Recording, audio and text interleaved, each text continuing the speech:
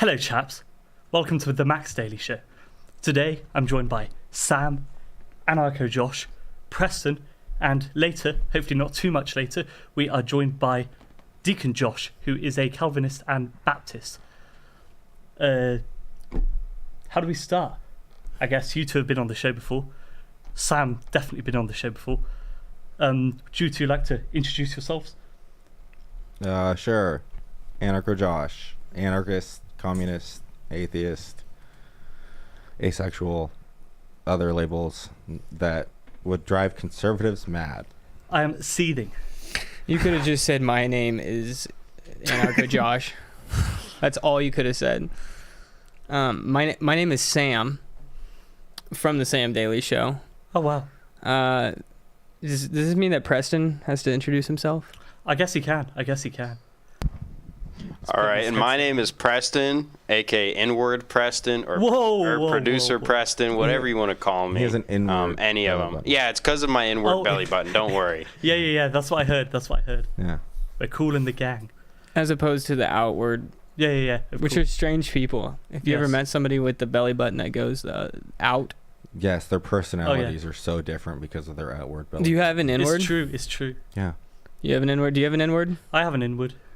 I'm glad that we can stick together. Splendid. Yeah, we all have. Put the throw it in the chat. Comment below whether or not you have an N-word or an outie. Man.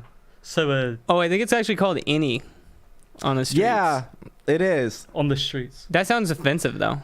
Yeah. Oh, yeah, that sounds offensive. Yeah, Totally. like if you were like, are you an innie? Yeah. Totally. You're crazy. So Back to Max. main question for today. Anarcho Josh and Sam. How did the two of you meet? Oh, I didn't know that I was going to be asked questions. Yeah, you? that's right. Do you want me to answer it then? Yeah, go ahead. I'll fill in the parts that you leave out. Basically, I go to a very conservative coffee shop because the coffee's to die for. But a friend of mine that works there was like, hey, I have someone who wants an opposing voice for his show, his YouTube show that he's going to be doing. He's like this Christian conservative guy. And I'm like, hell yeah, dog. I'll definitely be on a Christian conservative show and tell them why they're wrong. You're gonna own the conservatards. Yeah, and then we're, well, I wouldn't say that, but yeah, essentially. And then and then we met up with him. We talked a little bit, and we went, yeah, we definitely disagree. We debated for like an hour. While you were getting up in arms, and I was just sitting on a passionate. couch. Yeah, you're relaxed. Very chill, definitely. I don't think it was chill. I think it was the fact that I was just exhausted. I probably had a really long day. Because you're such a hardworking man. Well, harder working than Yes. your commie ass. 2 jobs, still 2 jobs. You're very proud of me for my 2 jobs. The only communist I've ever met that actually has 2 jobs. This is crazy. Because I'm the type of communist that believes that we actually have to work still. Wow. I know. And I'm the type of Christian that believes that we should act as well. So I mean, when you work, you tend to perspirate a lot. Many of you in the audience likely stink, quite frankly. Not to be too mean. However, if you subscribe to the Sam Daily Show at samdailyshow.com, you can get a free bar of Sam Daily Show soap and never stink again, I believe. Never stink again. 3 ingredients? Right? Yeah, Yeah, 3 ingredients. Only 3 ingredients. I mean, yeah, if you look at it, there's nothing there. It's soap What- even what are- good what for are the the Like three there's ingredients? obviously nothing that is going to. I can almost see through Like- this. I can almost see through this when I hold it up to the light. So what's in this? What's that? What's in this? Cocaine. Oh yeah. The stream's getting taken down now, but What? No, you can you can talk drugs all you want on can? YouTube. Yes. oh wow. Okay. Talk You just talk can't about endorse the use of them. yeah. Oh, Unless you're in what is it? Oregon or Washington, where you can actually it's decriminalized. I think it's heroin, cocaine, and there's not actually cocaine in the soap, by the way. But in Washington or Oregon, it's all of those drugs are decriminalized. Good, they should be. So you could probably encourage people to I think use that's them. our first disagreement. No, of course it is. So decriminalization of heroin. Yeah. Is this an epic idea? Is it epic? Yes. I don't know if it's. Epic means It means good. Is yes. it a good idea to decriminalize heroin? I would say so, but I think that's only part of the step if we're going to solve a heroin issue. Okay. Is then we should probably also run a bunch of propaganda campaigns telling you how bad heroin is for you. Better question: have you done heroin? No. That's why you're talking like that. Because we shouldn't treat it as a criminal offense. Yeah. Okay, I can see some merit to that, to be fair. Hey, Max, if you don't mind me, but we actually have a question from the chat here. Here we go. Who's it from? It's from Owen Rossi Keene, and he wants to know what it's like to be a black man in America. It's tough. Real tough. Why? Just is. Why is it tough? Are you going to question, from your point of privilege, you're going to question my oppression? I just want to know. I just want to be more educated and enlightened. That's all. I don't think you need to be educated. Oh, you don't think so? No. Okay, well then I'll just go on assuming that I'm right about whatever I'm thinking about then. This is a good mentality. Hey, oppression isn't something to laugh at. Oh, Yeah, you're right. yeah. You're right. This isn't a joke. This is serious. You Sorry. shouldn't be laughing at that. You're right. You're absolutely right. That's This is very unbelievable. serious. So, it is. You know, I apologize. As we continue with this incredibly serious podcast, I've been forced to say this. Sam's off camera now. He's threatening me currently. But don't forget to like, comment, subscribe, hit the notification bell. All the good stuff. The thoughts and prayers are needed I promise. as well.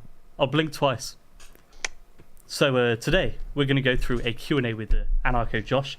Going to find out what he believes in terms of anarcho-communism, because nobody really knows what anarcho-communism is except Anarcho Josh. Right. After that, hopefully we're going to be joined by our Deacon Calvinist friend, and we're going to have an open floor on some important social issues, kind of that affect the culture today, I suppose. And after that, we'll be having an open Q&A with the audience. Unfortunately, Sam's hard drive is packed in, so we cannot do the dial-ins on Discord. So everything's just going to have to be. No, we're going old-fashioned. So if you have a question, type it in the chat. type it in the chat. Or Preston's going to yell at me, yes, and then we're going to discuss it. yeah, and then Awesome. I've got the Preston thumbs up. what's that? I've got the Preston thumbs up. Okay. So we are moving. Was he dumbing? Does he? Yeah, it was a good one.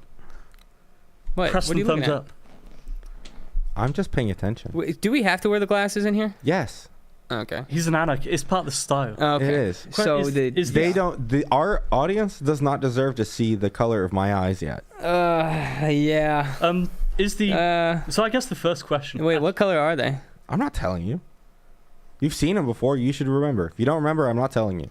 Weren't you gazing into them for Yeah. some Yes, time? yeah. I'm While we were screaming about how you're wrong about everything. While Yeah. we were sitting atop the roof tonight. Why am I'm starting to talk British? I've been around this guy for so long that I'm starting to say different things. 10 days. Ridiculous. Yes, 10 courage. days. I'm starting to call a garage a garage. Garage. It's a garage.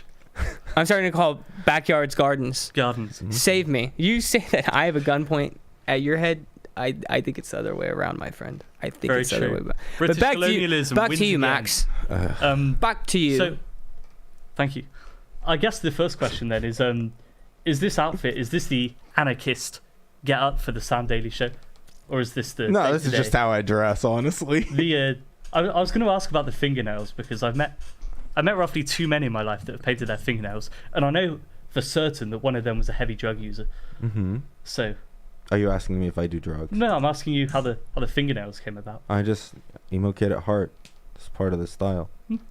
That's all. Okay. I just like black fingernails. That's fair enough. Yeah. The first proper question was going to be your bench press. Obviously, we diverted a bit, but I will ask you, how much can you bench? Last time I knew, which was in high school, which was about 9 years ago, it was, I think I went up to almost 200, but not a lot. I know. But I'm Respectable. 5'9", so it's like, You're 5'9". Oh, I don't think I've stood close enough to you yet. yeah, I'm not that You tall. probably shouldn't. Short king. Low side of Short average. king. Short king. Honestly, the Damn 6 right. foot distancing thing, with that being in effect, you shouldn't, right? A little more than one Anarcho Josh Mm. is probably the best bet. I really am just holding myself back from diverging, but the Stick tips to and the script. tricks from Badan last week has like put me in the place edge, to you're where, on yeah, edge. you know, Yeah. yeah. That's fair Back to enough. you, Max. So, do we know your bench press? Because mine's 225 for 6, by the way. yeah, Just put that out mine. there. I don't know, but if We're gonna have an answer by the next show. look. Here, I gotta make something clear here. Is that my shoulder has dislocated, I think, maybe 3 times this week. Excuses. So when it comes to taking, like, you know, heavy metal and putting stress on that. Now, here's a good question. What's the tallest house that you've been? How many stories have you hung over the edge and clipped a light bulb? Do you know that, Max? That's a very specific analogy. Yeah. I don't think we have time to get into that, unfortunately. I've seen you do 1 story, maybe. Yeah. But 3 stories? I don't know. Where do you put that? Where do you cap off there? I'm not a daredevil. Before we For those of you who don't know, I do Christmas lights. Okay. Now, my strength is not in necessarily picking up heavy things and then putting them down, because that's not necessarily like a. Say it. What's that? Say it. It's not something that's. I don't know. I'd rather be able to climb something I can do than to both. push something. This is why you'll never be remembered, Sam. So should we move on? This is why we'll never be remembered. Yeah. That's right. Say It's we this or reason. I can I think he bench said more. me. This. He just looked at me and just said, "This is why you'll never be remembered, Sam." Okay, That's- that was good. That was a good bit. Back to you, Max. Back to Max. Back to Josh even. Hi. We've got a few questions we're going to roll through. Okay. I didn't really understand anarcho-communism because communism is authoritarian and anarchism Right. is far from that.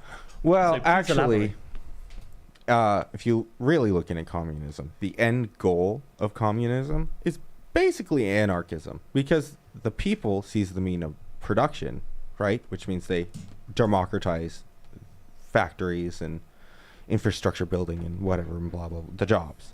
And then they also seize the state, which is the government, and they fully democratize. Not necessarily representative democracy, but it could be implemented, even though we have that now. It's doing great, obviously.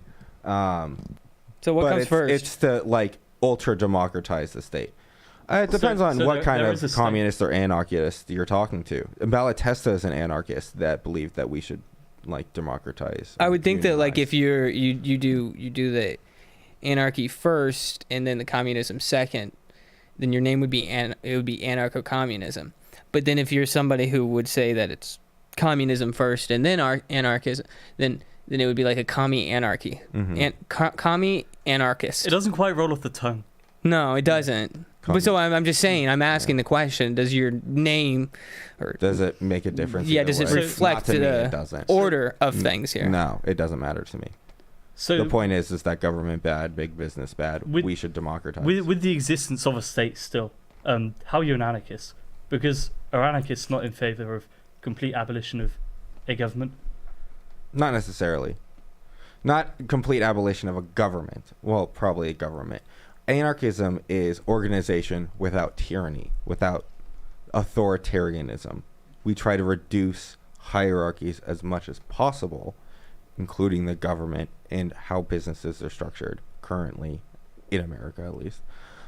How would you manage that? Because presumably to seize the means of production, as all the communist superstars say, Right. some kind of violence or suffering would have to take place. Violence and suffering takes place now to maintain that doesn't happen. So should we just add to that? I wouldn't say we'd add to it. I'd say we'd do what was necessary. You're just And that doesn't necessarily mean violence. If violent, I'm a strict, like, don't attack first kind of guy. Like, defend yourself, sure.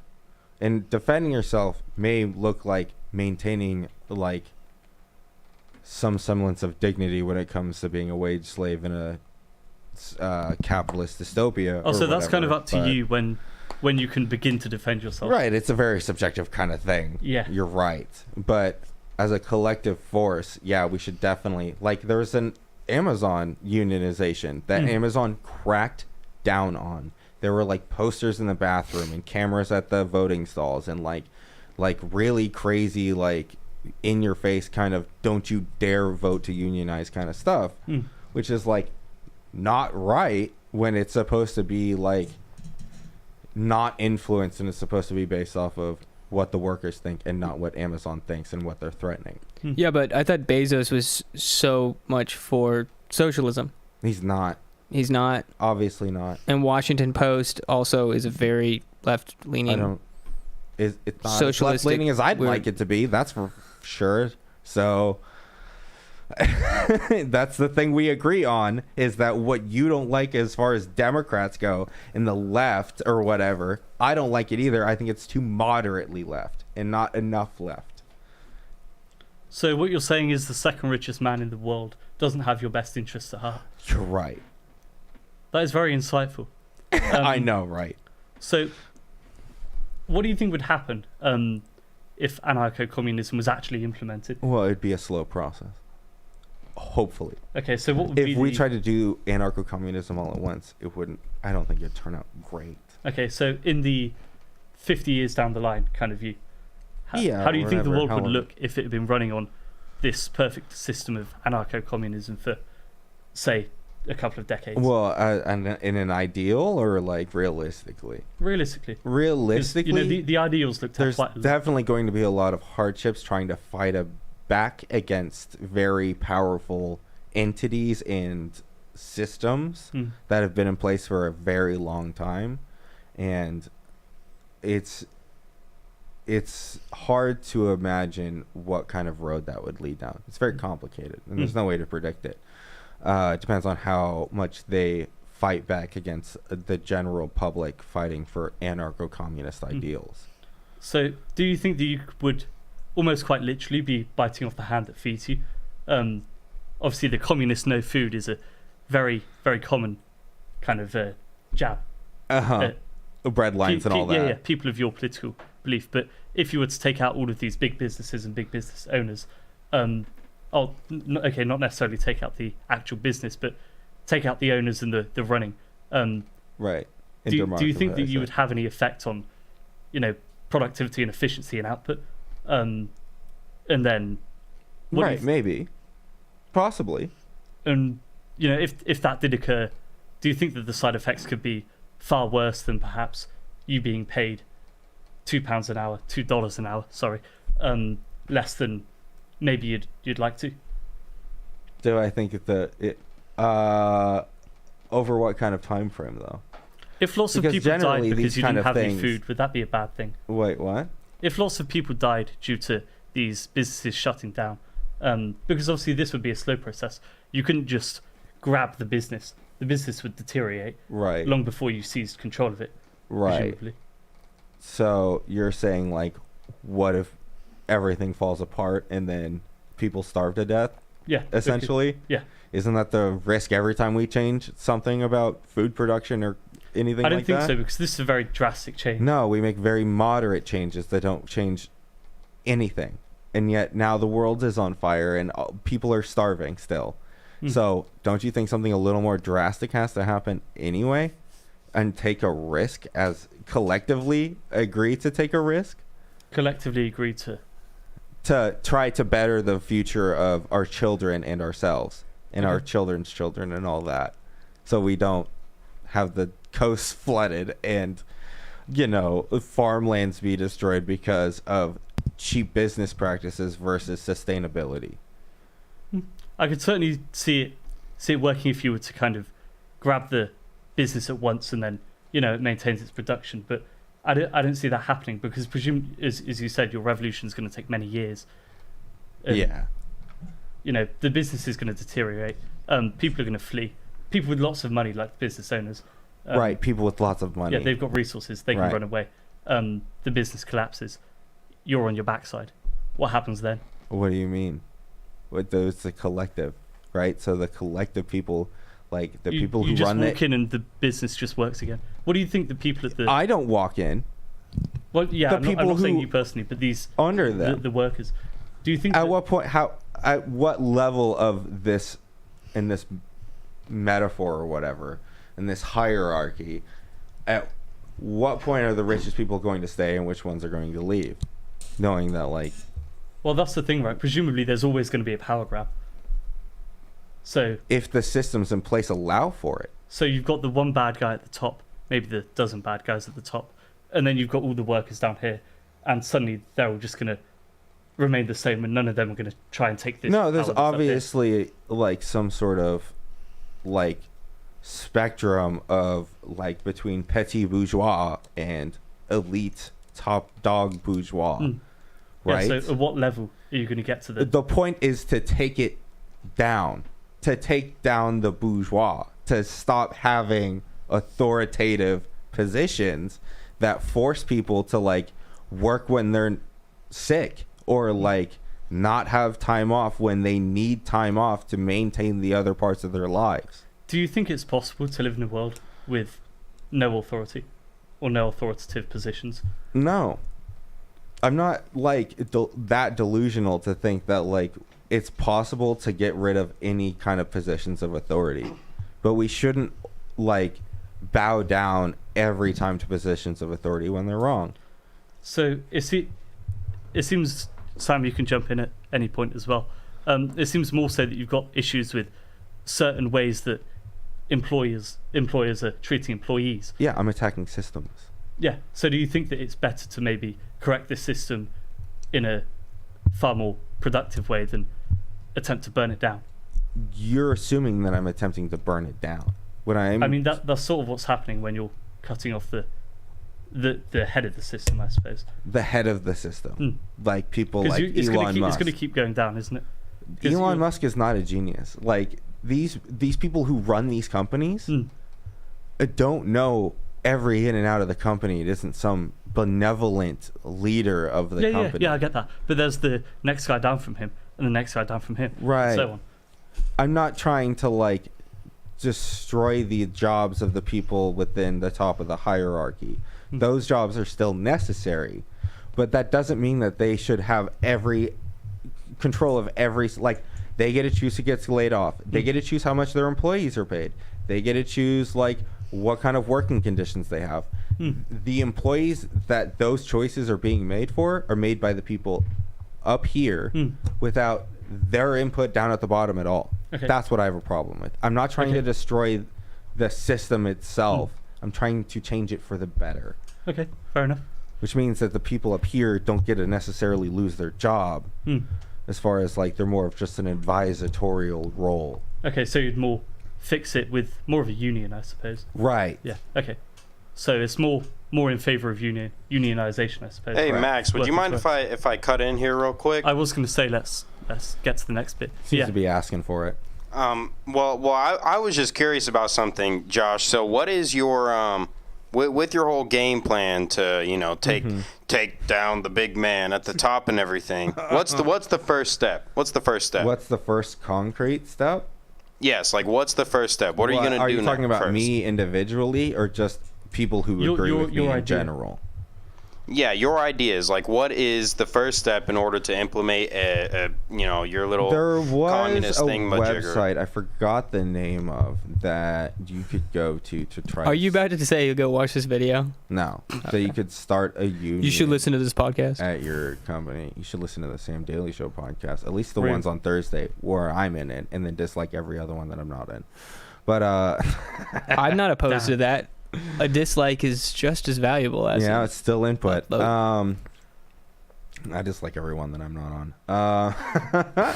But first up is like try to unionize your workplace. Essentially, you should like, I don't know, try to make yourself more self-sufficient. There's a lot of like personal things that you could do, but there's also use your free time to fight for like, go to a protest, dog. Like. Vote probably to at least stop Republicans from seizing control of the country because they're psychopaths. They're the bad guys, remember. They're definitely the bad guys. The Democrats are not good. They virtue signal a lot, but they still maintain the status quo, which is a problem. They're the lesser of the two evils. Still don't like them. So, but first step. Is to make a union. Yes, first step. Try to unionize. Unionize. Yeah, right. I currently live in a resident-owned community. It's the first one in Missouri. Our residents are the ones who make the policies. We vote on the policies. Yeah, but I bet I could change those policies overnight. You know how? How? All I would do is go in there and say, "Do you like money?" And they would go, no, I'm not. I'm standing on these things. I think that these things are right, and I'm not moving. And then I have a briefcase, or probably like a short man, like maybe Inward Preston over here, come up with like a briefcase and open it up and says, how about now? And they'll go, what do you need me to do? And then it's... And do you think that would be morally correct? No, I don't think that. I don't think that. I think that. No, I don't think so. Okay, great. But I'm not in this hypothetical. Like, I know it's me and Preston, but I'm saying that there's others who would be doing that. And I'm saying that that's why you don't know until you're in that position. Especially if they know your mother, maybe, where she lives, right? Okay. It's called force. Uh-huh. So in your equation of unionizing is that no matter how fast or how big you grow something like that, it is subject to the world. I am aware of that. And what is the world? A lot. It's a lot of things, Sam. The world is a lot. Awesome. Overwhelmingly evil, right? Depending on your perspective. Would you agree that it's overwhelmingly I evil? think evil is a human concept that we made up. So would I say it's overwhelmingly evil? Overwhelmingly it depends bad. on your human perspective. Overwhelmingly bad. Depends on your human perspective. Overwhelmingly bad. Is it overwhelmingly bad for humans there. or everything else that lives on this planet? No. Everything else that lives on this planet? Yes. Sure. Humans, are they overwhelmingly bad? Are humans overwhelmingly bad? Yes. No. Not applicable. Okay, Josh, if you just let like a baby just grow up with absolutely no direction at all, you don't give them anything to work off of. What? They were raised by wolves? They were fed by robots? You think that baby will like turn out to be like just like good? Everyone else? No, obviously not, because they never had any. No, not like everyone else, but just like good. Do you think it will turn out good? Good? Yes. No. Where do you Oh my God. I guess we can move on from this shortly. But where do you get your authority on what's good and what's not? Great, this question. The authority question. Well, it depends on what we're I made talking it up. about. Could be good if your bench press was 225 for 6, but I don't believe it is.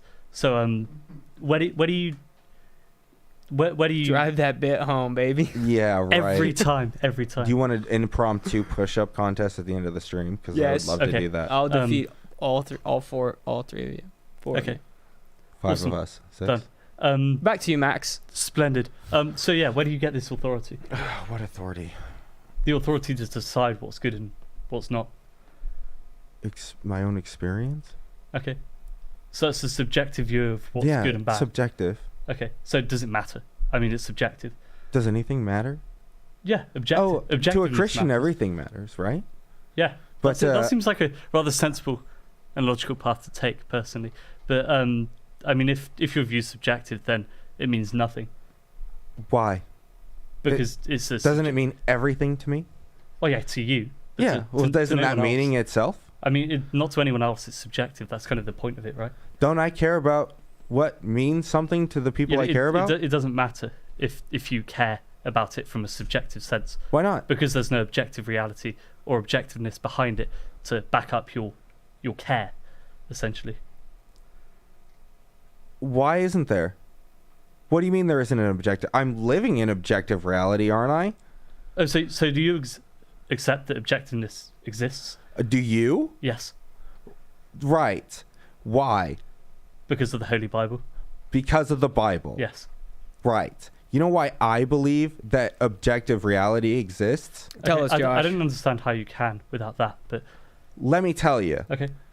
Right now, we maybe are sitting here, and maybe we're talking to each other. Maybe. Are you going to say we're in a simulation? Hold on. We're going to end the No, stream if you say we're hold in a on. simulation. It's a little bit more nuanced, or not nuanced. I don't know. It's something not that. Okay? Okay. It's what's called the great happening. Something's happening.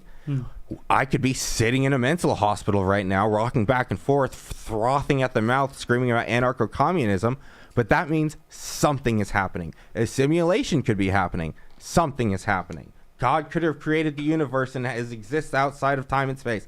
Something is happening. Okay. The happening that is happening right now is what is proof of objective reality. Okay, but then what's your measure for objective reality? Wouldn't it be handy if the guy that made this place came and gave you a handbook that showed you what was objective? Oh, a handbook. Huh? Yeah.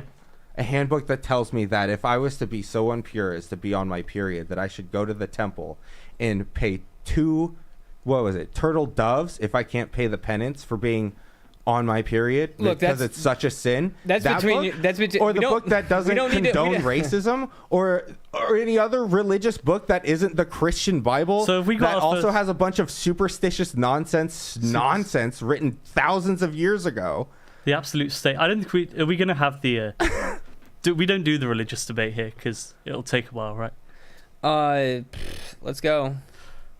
Well, you want We can do whatever you want, Max. It's your show. Okay, hold on. Okay, if we're doing a religious debate, Josh, you need to be on your best behavior, and you need to be very, very, kind and nice. Hey, don't refer to the Bible as just nonsense. Yes, okay, Daddy. you understand?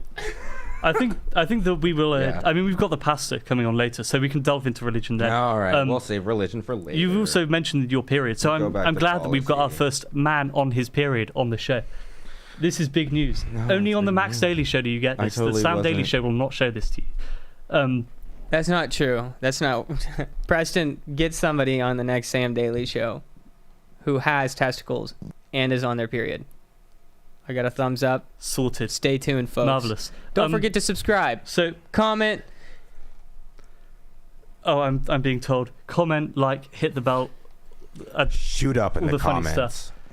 I'm still alive. Or we'll shoot you up with heroin and send So- you to Washington, and you'll fit right in. Yeah. So now that we've established that, what is your kind of main overarching philosophy in life? What do you want? Oh, my main well, I guess recently a fun dialectic that I've been throwing onto people is what is more important to you? Morality or happiness? I understand that it's obviously like situationally based. So like depending on the situation, you can pick one or the other. But yeah, I've noticed that a lot of people pick happiness over morality. I'm not that kind of guy. I try to choose morality over happiness. I make an effort to do that. I would agree, actually. And I think that's something that a lot of Christians can vibe with. I don't need a religion or a political ideology to try to make an attempt to do that. Sure. I mean, I guess with the morality, it would just come back to the objectiveness of it. Right. I'm also into Camus' absurdism. Camus is a philosopher who states that we live in a meaningless universe, but we're creatures that inherently seek meaning in our lives, which is the absurd part. And he believes that people who are religious are committing philosophical suicide. So that one's fun. We kind of vibe on that. So that's part of it. We kind of vibe on philosophical suicide. We kind of vibe that, like, we agree that religious people are committing a form of philosophical suicide. That guy sounds like a loser. Yeah, totally. What's his bench press? Yeah, I have no idea. You There should we do go. some research on him, though. I think he's fascinating. I think I just inherently know. No, you just know things. The other By thing, the grace of God, huh? yes. The other thing that I'd like to ask you about, conspiracy You're pushing theory. it. Huh? You're pushing. Sorry, I'm sorry. I'll try to cut back on the snaps at religion here. Yeah, well, with a childhood like yours, that you know so much about. You've told me a little bit. Hey, I know nothing, but I don't think that's suitable to go into. Conspiracy Whatever theory. you say, Max. Where do you sit on conspiracy theories? Because where do I sit? we know, well, what do you believe in? What do you not believe in? Because on the left we see the NPC meme a lot, where there's no conspiracy theories at all, and the government would never do anything bad to us. The government absolutely does terrible things to us. I was hoping that would be your answer as an anarchist. Where do you draw the line at conspiracy theories? Right. There any juicy ones? You need to pull up that iceberg of all the conspiracy iceberg. theories. Right. Yeah. Like Just go through them. What are your hottest takes? What are my hottest takes Yes. as far as some sort of conspiracy theory goes?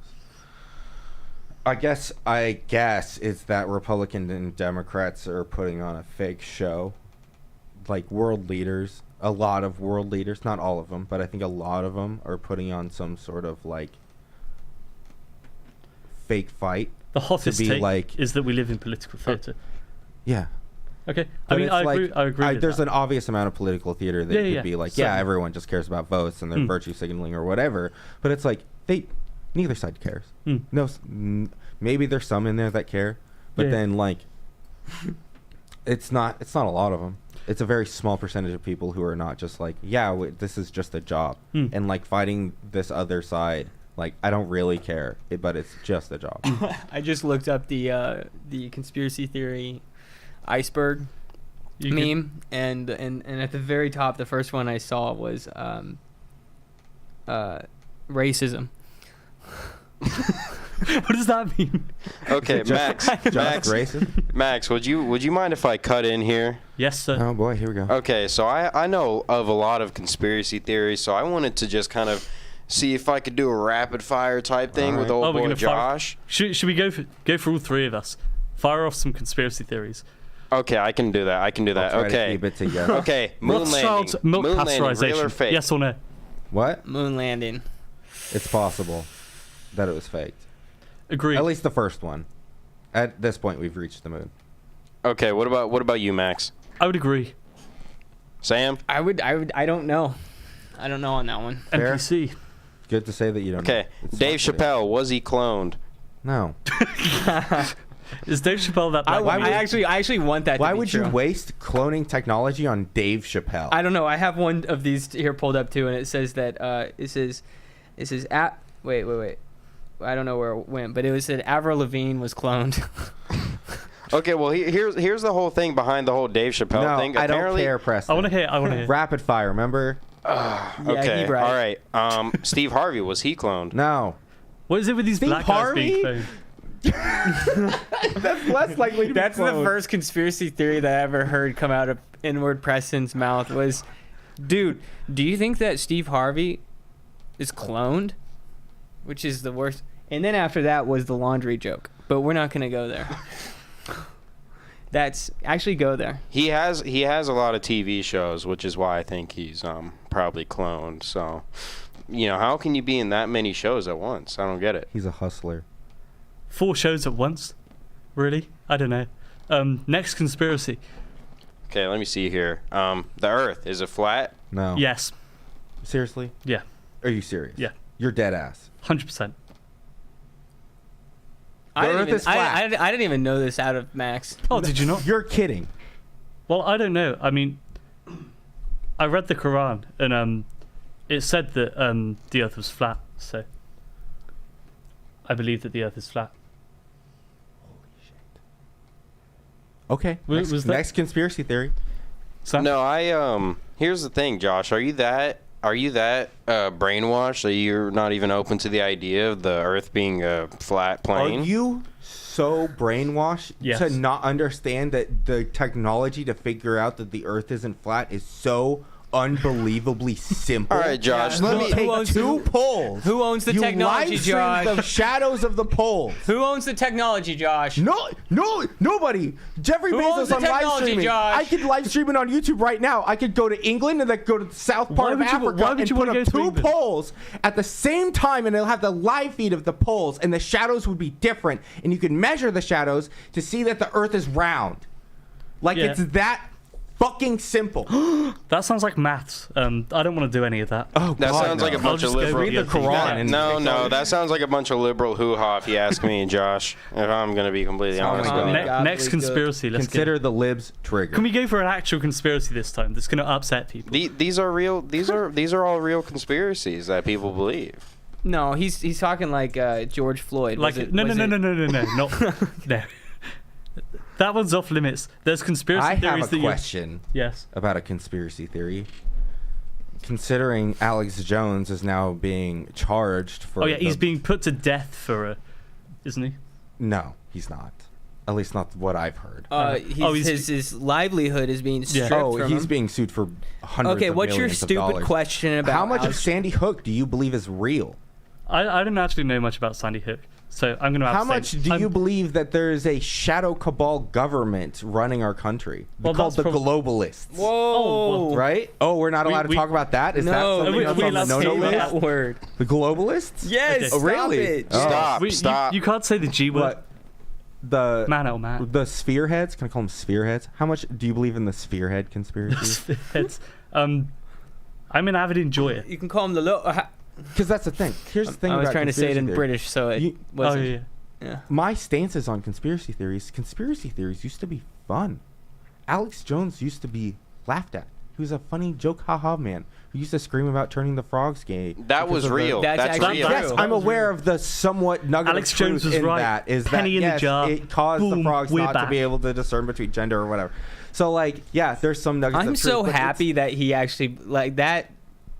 That is like a thank you. You're welcome. Anarcho Josh went from here to there, just with that one. The frogs were actually Okay. turned gay. Are you implying that hierarchy exists? We can have a hierarchy in our anarcho-communist dystopia. We're not going back to We religion. are pushing for the reduction of I mean hierarchy. science. Yeah. Okay. All right, Josh. Speaking of like things turning gay or whatever, do you think the 5G rays that are being shot to your cell phone No. and your phone and your pocket turns you gay? No, It's happening now. 100%. you guys are 5. I cannot. Did you not see the tinfoil hats upstairs? And the suit? Like every time we leave the house. Yeah, we 5G. take precautions here in this household. Yeah. So I Didn't you mean, see this? Did you see the yard sign out front? In this household, we believe 5G We only have rays, 3G in space this aliens. household. No, in this household, we don't believe anybody. You shouldn't. You shouldn't believe anyone in this household. Come, we need a good one. Are we allowed to talk about potential CIA activities? Oh well, we can definitely talk about. They released the files of 'Cause- MK Ultra. Did they? Yeah, Because I mean, boy, this that is- was a fun conspiracy. the real conspiracy is that you're not actually allowed to talk about the real conspiracies. You're only like the quirked up white woman is only allowed to talk about the funny Jeffrey Epstein kind of conspiracy. They're not allowed to go and talk about certain acts of Spearheads. well, no, like Well, there's a reason behind the domestic Jeffrey Epstein. ongoings that involve is- explosions. The reason behind the Jeffrey Epstein deal is that that Alex Jones was actually the one who blew the top off all of that. Mm-hmm. Again, And see, that's the thing is that if there was any kind of credence to be said about Jeffrey Epstein and the deal, all of that, is that it gives Alex Jones some kind of credibility. And Alex Jones can't have any credibility because Alex Jones is one of the first bigger guys that they are taking down. Next up after that, maybe Joe Rogan. maybe John Doyle if he updates. Maybe if he updates. maybe Sam from the Sam. I No. can't do that. I can't. If That's- I ever that's a bit of say an ego. that third person again, please just you turn the gun on me. Done. Noted. Next up, Buttercup. Back to you, Preston. oh, back to me. Yeah. What Yeah, the about, conspiracy about theories. conspiracies or Oh, whatever. we're still doing this? Okay. Yeah, we've got to pass some time before our next segment is the open floor where we're going to talk about Where I can scream all about the fun religion. stuff. But we're just waiting on the deacon to show up. Or Yeah, stick capitalism. around because Stick around. And then we there's are- the Q&A with the audience. Yeah, Wait, we got any questions, Preston? not could yet. do that. No, he'll give them to us down the Oh, we're road. waiting Remember, for he that. hates it when you ask him something like that. I'm sorry, my bad. Great. Okay. Now we have to get well, cut don't on the don't forearm. speak for me, Sam, because that's actually not true. I don't hate it. It just looks stupid. So, yeah. Yeah, but let's see what the chat is saying here. Let's see. Someone wants a conspiracy theory tier list. That would be a good idea to do that. That would be kind of cool. Been done. Yeah, we can give that a shot. If someone sends me one to Sam's Discord account, And for, we'll go through it. well, it depends on how much we want to play the algorithm versus make original content. What do you mean? As in, do we want to be YouTube friendly by talking about if the Earth's flat or not? No, it's since it's been Which it done, is. we can do our take on it. It's kind of like the smash or pass thing or whatever. It's a YouTube trend, so like we could follow that if we really wanted to. And No, follow the that's trend. lame. That's lame. We're not Right. going to do that. Or do we want to focus more Yeah, on that's Think really not outside the straight, box. man. right? That's really not straight. Any other questions on the YouTube? Oh yeah. Let me take a look here. So let's see. Next time you come up with a not straight idea like that, I didn't we're come up with taking the you back idea. out back. I was and we're just- presenting the option Okay. for the room Okay. to make a judgment upon. Okay. I'm not easy. I want you to. My phone is talking to me. Yeah, Siri's listening in. No phone. No. Back to you, Max. Okay. Back to you, um, Max. Back to me. Back to Preston. Kong offered to be the guy that would come on the show with the period next show, Sam. Oh my gosh, we've been dying to see someone like that. He's our guy. Could he do that on the show?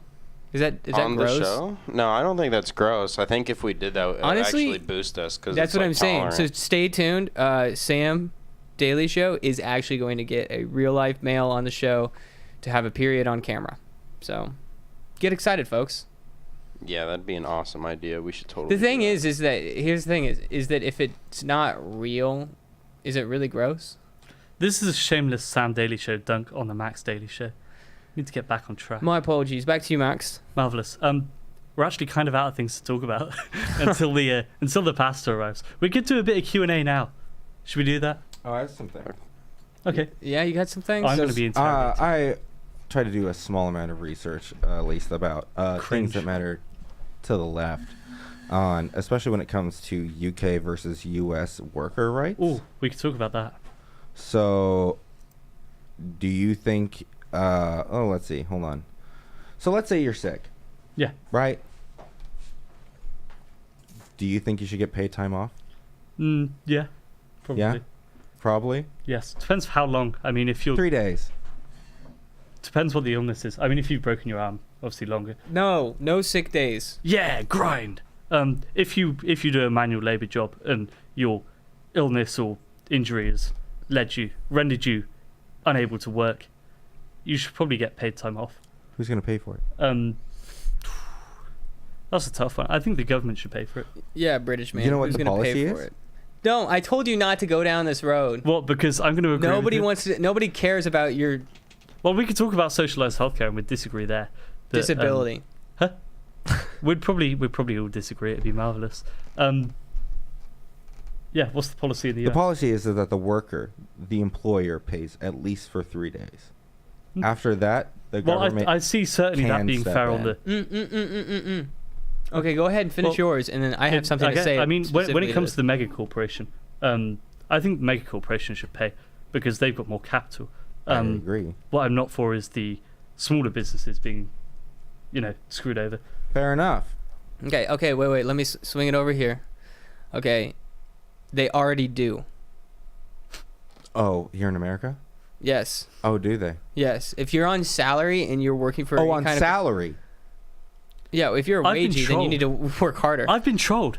Hold on. Oh, Is you it just need to work harder, just right? please just Valid. for a So second. ridiculous. Like please, I 1 second can't. here. It's so This is hard. Joker, man. Oh my gosh, like just How about another joke, Murray? okay. So, So they already pay for it. And somebody told me this is that with corporations is that they actually work in X amount of days that people are going to call in sick, or not call in sick, rather.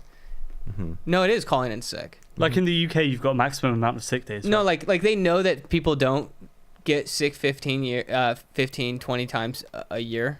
I mean, sure, there are people who have immune deficiency, and I understand that. But what I'm saying, though, is that this is interesting, right? 15 to 20 days, something like that. Every corporation, they work that into it. And I think it is also wages as well, right? They don't get paid for it. However, is that they account for that. So if you're working at, like, say, Walgreens and, Jab Center, as many would call it, and you call in sick 20 days every year that you work there, you won't get fired. Well, obviously now because nobody's working. But what I'm saying, though, is that they work these days in there that they know that these people will lie. Is that interesting? I thought it was interesting. But yes, if you're on salary, then they work that in there, and you still get paid. so if you want to take time off, and You also, actually get paid more. that's more just than- salary, and a lot of people are poor, and don't have salary jobs here, at least here in America. So if I want to take time off, whose job is it to find my replacement? Better question. Swing it right back at you. How many sick days have you had this year? Which job? What? Which job? Either one. Probably about 1, maybe 2. Okay. How many sick days have you had in the past 5 years? I have no idea. Probably about 1 to 2 a year. 1 to 2 a year. Maybe 3 to 4. Okay, so how do you feel about those other people who take off an additional 18 days? Likely because it's not because they're sick, but because They had a hangover. Or, they have a yeah. hangover or something. Depends on the situation, I guess. Depends on the kind of business they work for.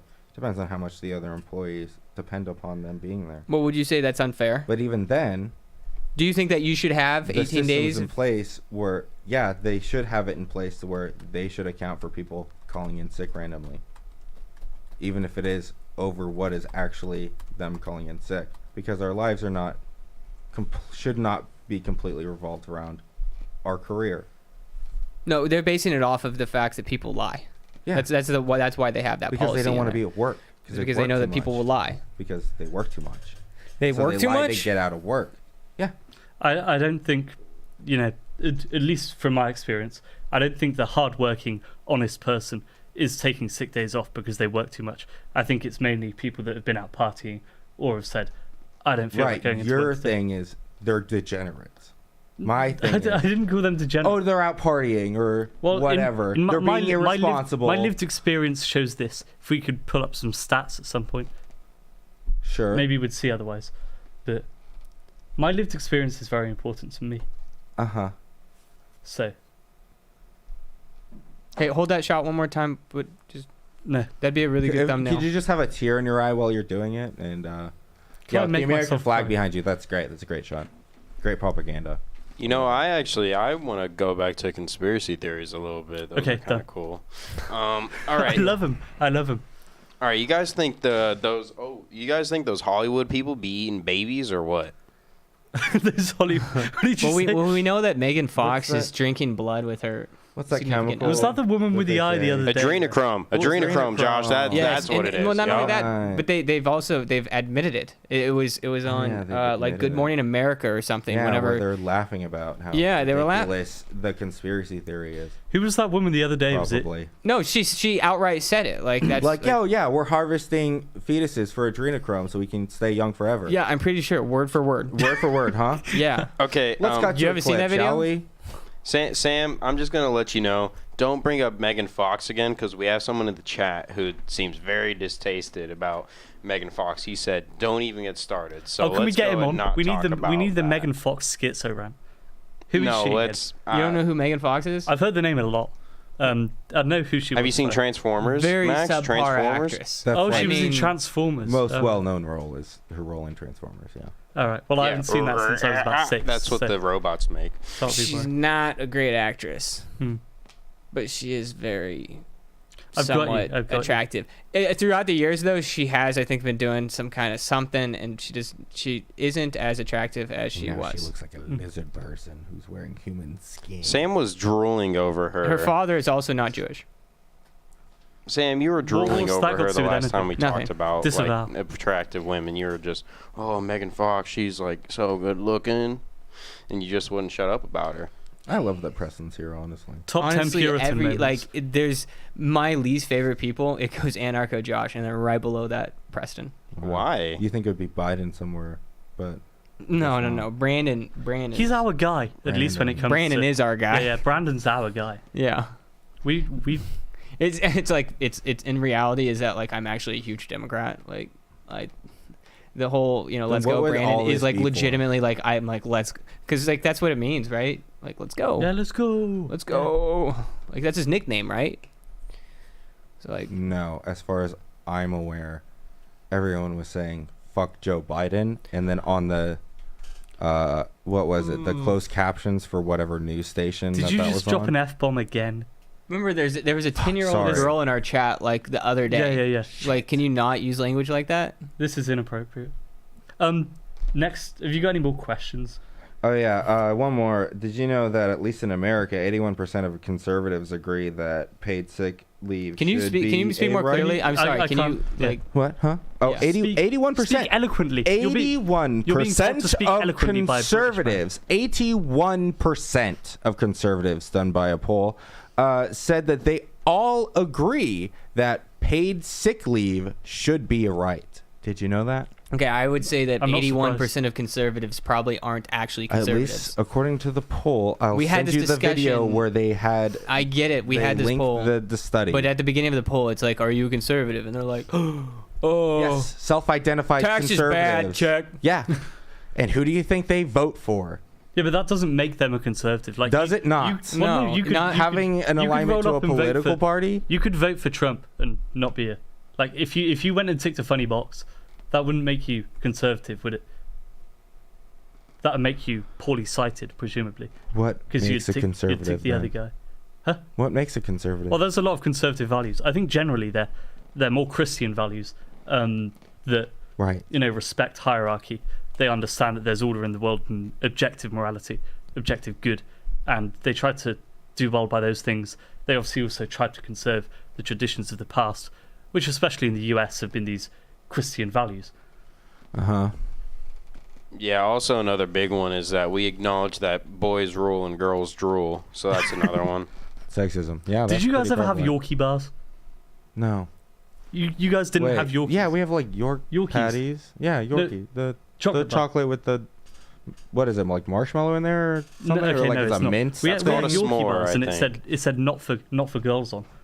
Really? Yeah. We had that for years up until like 2012 maybe 2013, Uh-huh.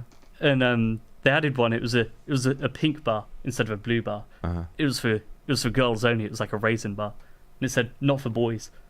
Then Okay. they slowly So then they brought tried in. to and double now down on there's the now there's sexism. no not for girls, not for boys. There's none of that. So, Oh, great. I'm glad they got rid of the sexism in their branding. is it sexist? I think Well, I think it's epic. promoting with the a boys. binary of gender that isn't necessary. Me, binary. Boy and girl, that's not good. That's- they're taking over the world now. That's what I was going to say, but in a less endearing manner. Sorry. I've just seen Sam's got up from his seat. Sam is the pastor here yet? As our guest here. He's not. Okay.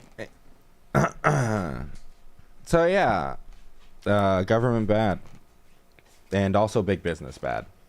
Okay. Billionaires not We your can friends. agree on at least one of those, I think. Yeah, of course. It's the Mm. government bad. But then you, Right.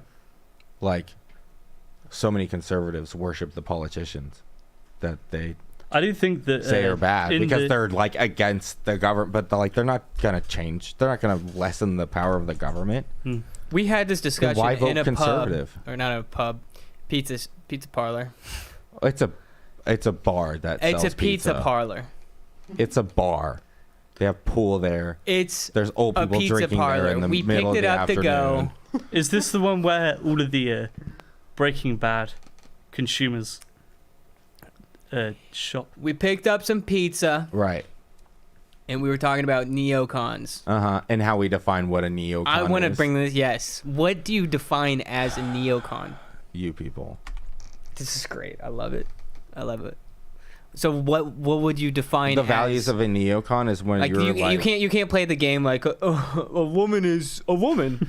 You have to give me the definition of what you believe a conservative is. Like what are the policy the beliefs? difference between a conservative and a neoconservative is that I would say that the neoconservative is a lot more based in I'd say it's a lot less based, but go on. what? Huh? You're right. A lot less based in fact. No, a lot less. Oh, you're right. based. A lot more based in conspiracy theory. No, I'm saying like based. Just like, just based in general. oh, just based. Right. Mm. a lot less based. No, neoconservatives are like not what you would consider neoconservative. It's the people who believe that like Donald Trump. I think won the that you election, like. I or, think that you like- enjoy conservatives more than neoconservatives. Why? I think you would because at least they're consistent. Yeah. Oh, we've got a question. I'm going to read this, and I'm yet to read it. This is from Nick. Oh, we love Max. Nick. We love Nick. He's going to come Max is down. playing the role of Inward Preston. You're about to get fired now. If you could have any food come out of your... I should have read He this. says it in a funny voice too. Have your belly Preston, can you button. say it in Okay, What see, food here's would the it thing. be? Here's the thing, Max. What sound would it There's make? a reason that I run this and you don't, because there's a lot of questions here, and only about like 2% of them are actually like questions worth Hey, asking. now this and is a serious philosophical question. Nick has put a Is lot it? of time into constructing this question. He's probably incredibly curious as to the answer. Anarcho Josh, Yes, Max. if you could have any food come out of your belly button, what food would it be and what sound would it make?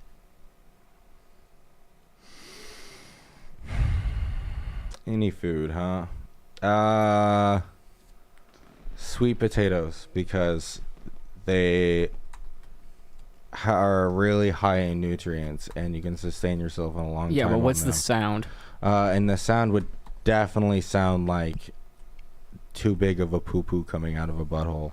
And it would probably, like, when it fully comes out, it would snap shut with a really loud noise. I've been informed Like a that's a whip crack. stupid answer.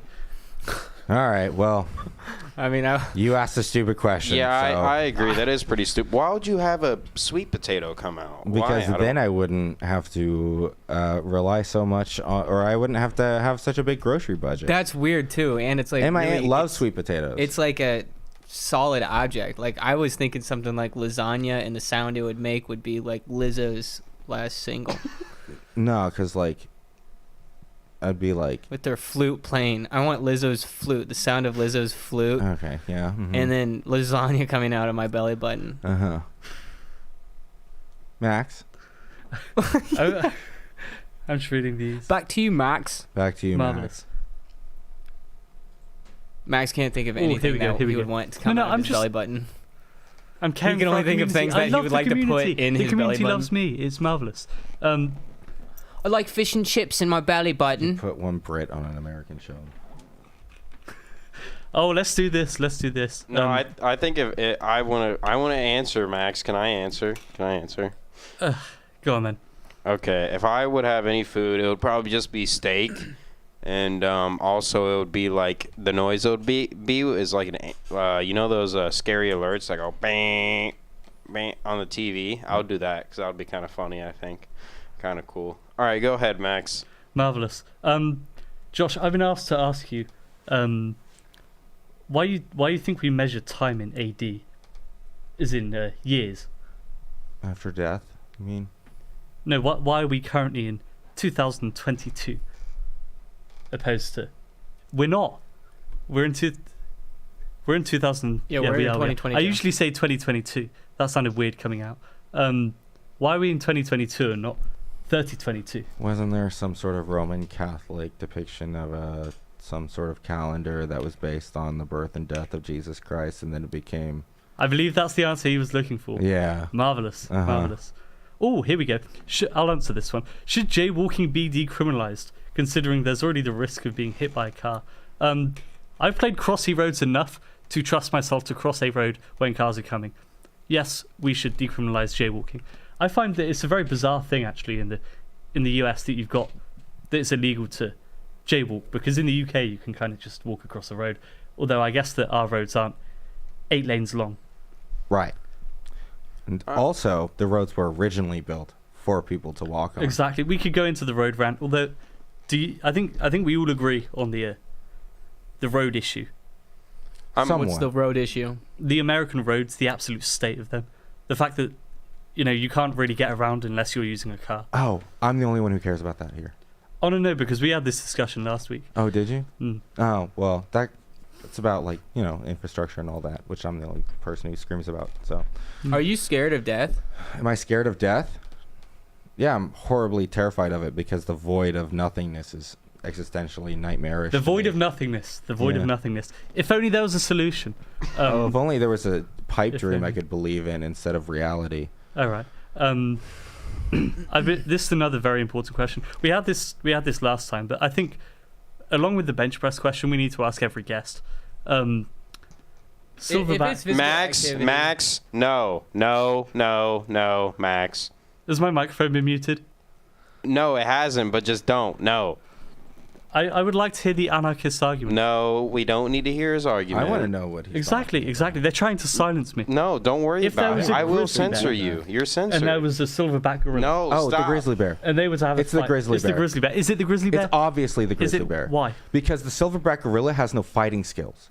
Does it not? It's That guy's strong. He's like, it's not nearly as strong as a grizzly bear, and they mostly smack each other around. They don't full on judo punch things. well, do bears are bears? They're like, And grizzly bears are like 2 to 3 times the size of a silverback gorilla. They have claws and the biting power, which isn't as strong as the silverback gorillas, but definitely has a bigger mouth that could fit over much more surface area. I don't understand. Grizzly this- bears win every time. Now, if we're talking about black bears, that's a question. Grizzly bears, no doubt. What are you grizzly bears saying? win. Black bear versus silverback gorilla is much more of an interesting debate than grizzly bear versus silverback gorilla, because grizzly bear wins every time. Because of the aggression. Okay. Then they're just bigger. See, I'm being told. See, I was Team Grizzly, but now that I've been informed that an anarchist agrees with me, a lot of the chat are saying this as well. It seems Team Silverback Gorilla is just winning. You know, you can ask a poll. You can do a poll, Preston. I'll do this. I'll do it now. No. I'll do his job. Let the producer do it. You have to continue the show. Continue. Oh, Go okay. ahead, Preston. He's entertainment. dying to say something to you. I'll continue the show. No? Okay, well, back to Sam here. Hi, Sam. So, you have Max, Marvelous young lad. decent teeth. We got to know how he did it, because a lot of people, there's this Why don't you stereotype of stereotype? British people with terrible looking teeth. It's not a thing. You're crazy. It's a stereotype here in Does America. let me ask you this: out of all of the people that you know, give me a percentage that have a gap in their tooth. I have a gap in my teeth. Rather. Somebody has a gap in their Gorilla tooth. or That's a grizzly? problem. Yes or no? Oh my gosh. Are you serious? That's how you structured the poll? Could I go with maybe? My God. I don't even know what this is. Is this some so kind of meme? awfully chaotic. Is this at some kind of point. meme? Do people know about No, this? this is like a hotly debated topic on the internet. Are you kidding me? I'm not. At least it's been around for a while. I'm out but- of the blue here. Yeah, it's like a thing. I've watched a video or two on it. Okay, I have a question kind of like that for you. Okay, so Anarcho Josh, Here we go. Yeah. a Asian man with nunchucks Okay. versus Okay. a Hispanic with a stick. Who's gonna win?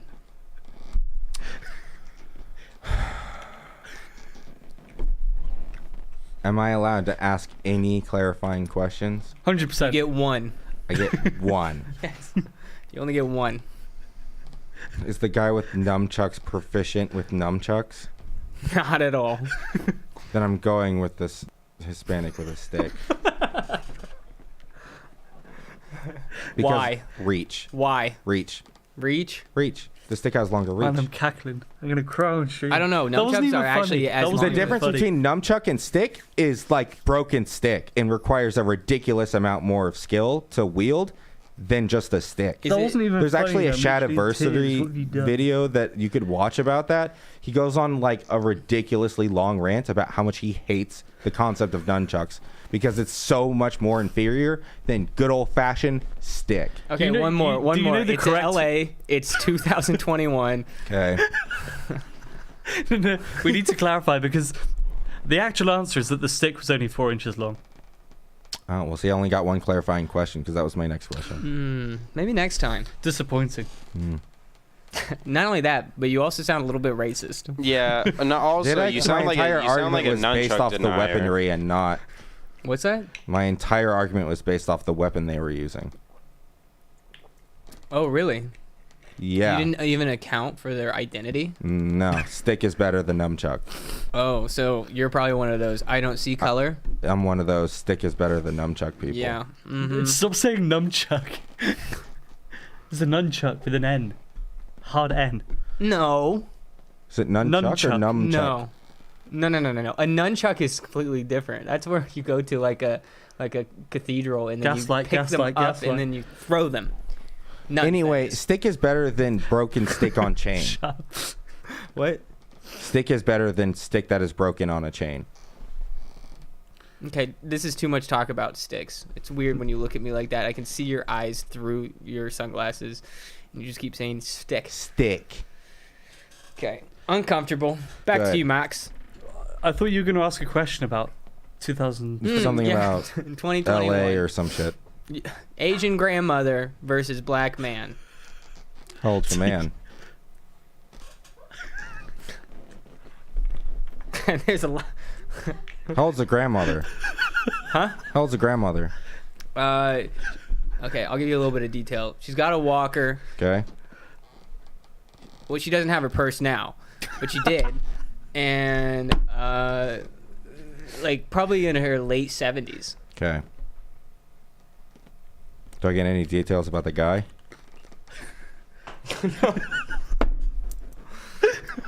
I'm probably gonna go with the guy.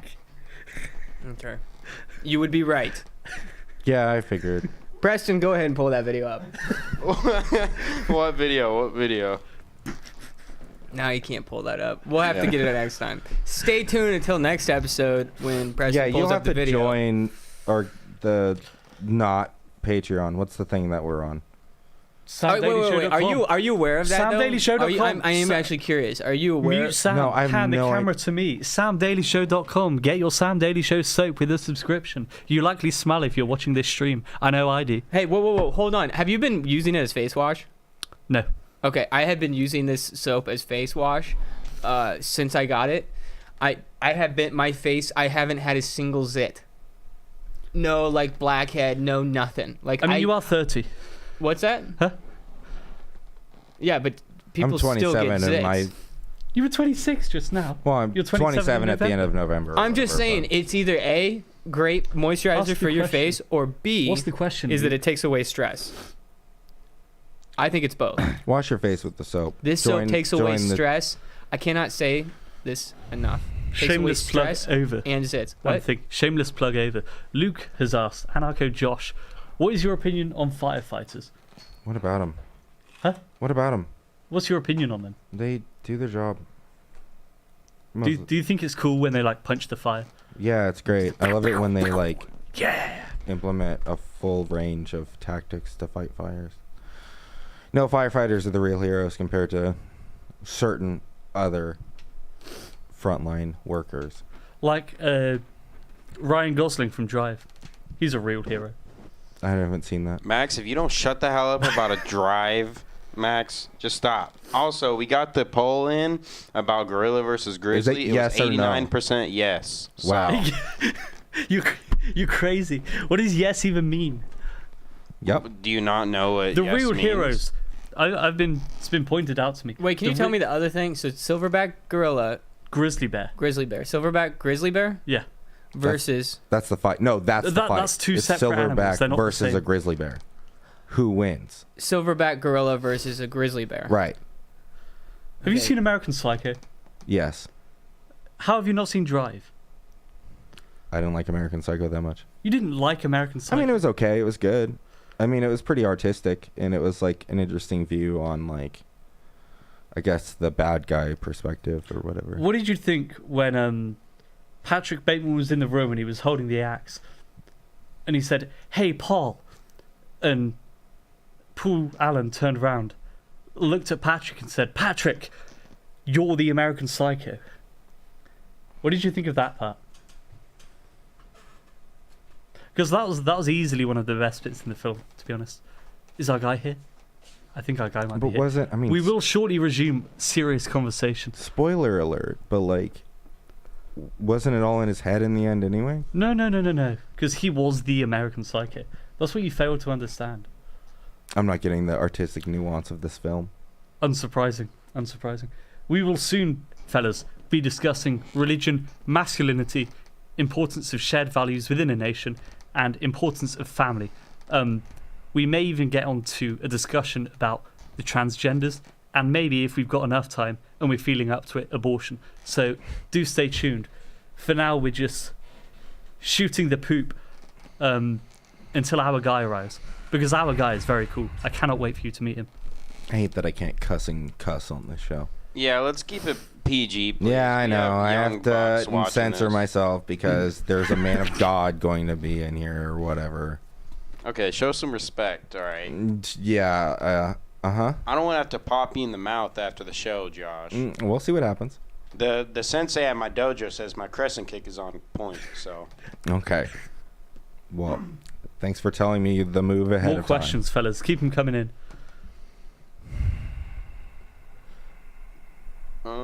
So there was a study done, right? A study. Ugh. Another study. Why do you people care about facts? Facts? Yeah. Why do we people, why do we care about facts? Yeah. Why don't you care about facts? Because I have a good bench press. I hate you right now. Are you serious? What- Yes. No. Why don't you care about facts? I don't know. They're kind of cringe. Facts are cringe. Mr. Screaming about objective reality wants to sit there and say facts Source, are cringe. source. Elite straight face. What does that mean? I've got a wonky nose, good sir. No, they're saying that you have a good poker face. Oh right, okay. I was happy then. I was happy. Who's the black nail polish dude? This is Anarcho Josh. Yeah, Yeah, he just did that. If the camera wasn't on him. whatever. Looking epic. Very cool guy. We do disagree politically. On a but lot. I am enjoying the conversation. You're actually the second person I've spoken to that I disagree with drastically on politics, and has actually been able to sit down and have a conversation. Oh yeah. So that's good. Thank you. That's very good. Appreciate that. I pride myself in my ability to do that. Even though I sound like a raging psychopath. who When can't am I stand taking you the people. white face off? It's a condition with the cameras. Josh and Preston can confirm everything.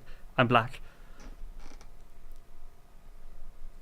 He's Max is black. He is black, everyone. So don't. It's just our cameras are kind of glitched right now, so don't worry. technical about it. issues. Do stand by. We need more questions. More questions. So this study, they had a bunch of college kids, right? They told them they were there for something else. They lied to them or whatever, right? They sat them down next to a table full of Sat who down? bunch of college kids. They were there. They were told that they were there for Oh, something is else. this the epic one where they then got sent to a trad Christian? No, just okay. listen. Ignore. So, they sat them at this table. The table is filled with chips, right? Chips. Right. As in chips. As in Chips. Sorry, I forget who I'm talking to. Thank you. Please, potato point of- chips, Point crisps, of personal privilege. crisps. Crisps. I'm on. They table full of crisps, right? They had a homeless guy walk up to them and go, "Hey, I see you have this table full of crisps next to you. Could I have one, please?" We actually Some of call them gave him crisps. Some of them didn't give the guy crisps. Later, those people came back and said, "Hey, we're about to get started. We're going to clean up this area a little bit and pick up some trash." I don't know what's going on. Hold on. The people, My hands are feminine. Calloused. Bozo. the people, generally, not all of them, but generally, the people who gave the homeless man crisps didn't help pick up the park. But vice versa, the people who, what was it, didn't give the homeless man crisps did help pick up the park. And what does that mean? That means that we play a tit-for-tat game in our brain about morality. And what does that mean? That means that we should be conscious of that tit-for-tat game. Yeah. And strive to pick morality every time instead of going, well, I was good here at this part of the day, so I don't have to be good here at this part of the day. Again, this kind of objective, morally good kind of way of living can be done without religion. But Where was that going? that was it. As it could be done without religion. And we should strive to pick morality over happiness. And that's a way to see it, is to like be aware of that game that we play in our brains. And once you're aware of it, you can then do something about it and try to be a better person. Fair enough. We have our guest here, I believe. Are you coming on the show? Or are Great you- choice in hats, by the way. Yes. Fair. Fair. I am ill prepared. I brought my Bible over to talk about something else. Oh, awesome. You want me to sit down? Yeah. Whereabouts? This seat here, I believe. Josh, Hey, I'm correct. Joshua. It's nice to meet you. What's your name? Joshua. Oh, yeah, that's right. That's right. So we're going to go Josh. and Pastor Joshua. Josh. Yes. Whatever's easiest to say. Testing. Sorry. So did you want to introduce yourself? Say a bit about On to the camera. who you are. You got this one. This and is the camera right here. yeah, you That's need the camera right there. you need Got the it you need the shared. microphone incredibly close to your face. I believe. I This is am the not- Max Daily Show. It's usually the Sam Daily Show, but I let Max take the reins today because it's been a long week. It's going swimmingly. Okay, this is very new to me. Hello, I'm Joshua. That's it. That's the intro. Okay, fair enough. I hear you're a pastor. I'm not a pastor. I'm not What? a pastor. I do serve at a church. Okay. In the strictest sense of the word, I'm a deacon, A deacon. right? And that I just see. means servant. It just Okay. means that I serve my local church. So you're kind of like a church volunteer. Well, yeah, member. I mean, but there's an official duty to it. Right. The two offices of the church given in the Bible are pastors and deacons, overseers and deacons, elders and deacons. And deacon from the Greek just means servant. And so, like, there's an official role to it. There's qualifications given to it specifically about what type of character you have to have and what kind of qualifications are necessary. What kind of qualifications are necessary? Well, you have to be Timothy and Titus give qualifications for both elders and deacons. Deacon says must be a man of upright character, not given to much wine, husband of one wife. His children must be believers as well. Now, I'm paraphrasing right now, and again, caught off guard. My Bible's over there. I could read it to you. Yeah. But basically, all the same qualifications as a pastor. However, the one unique qualification given to pastors is they are charged with teaching, and teaching specifically of expositing the inerrant Word of God. So pastors have a unique calling because they're shepherding people and their hearts and bringing people over to the Lord by opening God's Word and expositing what's there. So they have to handle the text week in and week out with people in a unique way that they will be. It's a very dire calling, because mishandling the Word of God is a dire sin. Deacons don't have that charge to teach publicly expose the Word of God. Now, they do it internally. They do it through friendships. It doesn't mean they don't teach or disciple, but their job is to assist the pastors in carrying out the work of the ministry. Not necessarily so that the pastors don't have to do everything. Right. And that comes from Acts. They say, how are we supposed to give up our our jobs to serve tables? Pick from among you men who can do that, so that they may focus on prayer and ministry. So pastors' primary duty is prayer and ministry, and deacons are to assist the pastors in the ministry so that they can remain focused on their primary calling. And sometimes that means sweeping floors. Mm-hmm. It means being a servant in any respect and whatever your church needs. And there's an official calling to it, an official duty to it. So, but everybody, that's a unique office of the church, but everybody in a church is called, every member of a church is called to be a servant of the ministry of the church. That makes sense? Yours has a fancy title. I'm sorry? I said, but yours has a fancy title. Well, yeah, there's an office of deacon, Mm-hmm. and you're given. Well, think about it like this: think about a family, right? Mm-hmm. Everybody is part of the family. Everybody has duties to the family, right? Correct. However, uniquely, the mother and the father have different duties to the family, Right. right? And I mean, and that can shape itself out many different ways in different families. Mm-hmm. Let's say, for instance, in a hypothetical, that there was a husband who worked in a coal mine, right? Mm-hmm. And a wife who really, and they had 4 kids, and a wife who really crushed it. And I mean, he worked all day, and she really held the family together. And she really is the linchpin that held the family together. Mm-hmm. Well, as they're going on, let's say the oldest son of those 4 kids was 18. And then let's say the dad died tragically.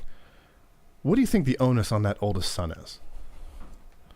He'll take on a different role based on what he feels his mother needs. And I'm not prescribing what that is, but I'm saying inherently within that, in the absence of his father, if something tragically happened to him, that son would feel some certain way about taking care of his mother. Mm-hmm. And there would be a different duty to him than, say, let's say one of his siblings was 6 years behind him. He was 18. The next closest one was 12. He would feel a different calling to his family and a different responsibility officially than, say, his 12-year-old brother. So that's kind of the delineation.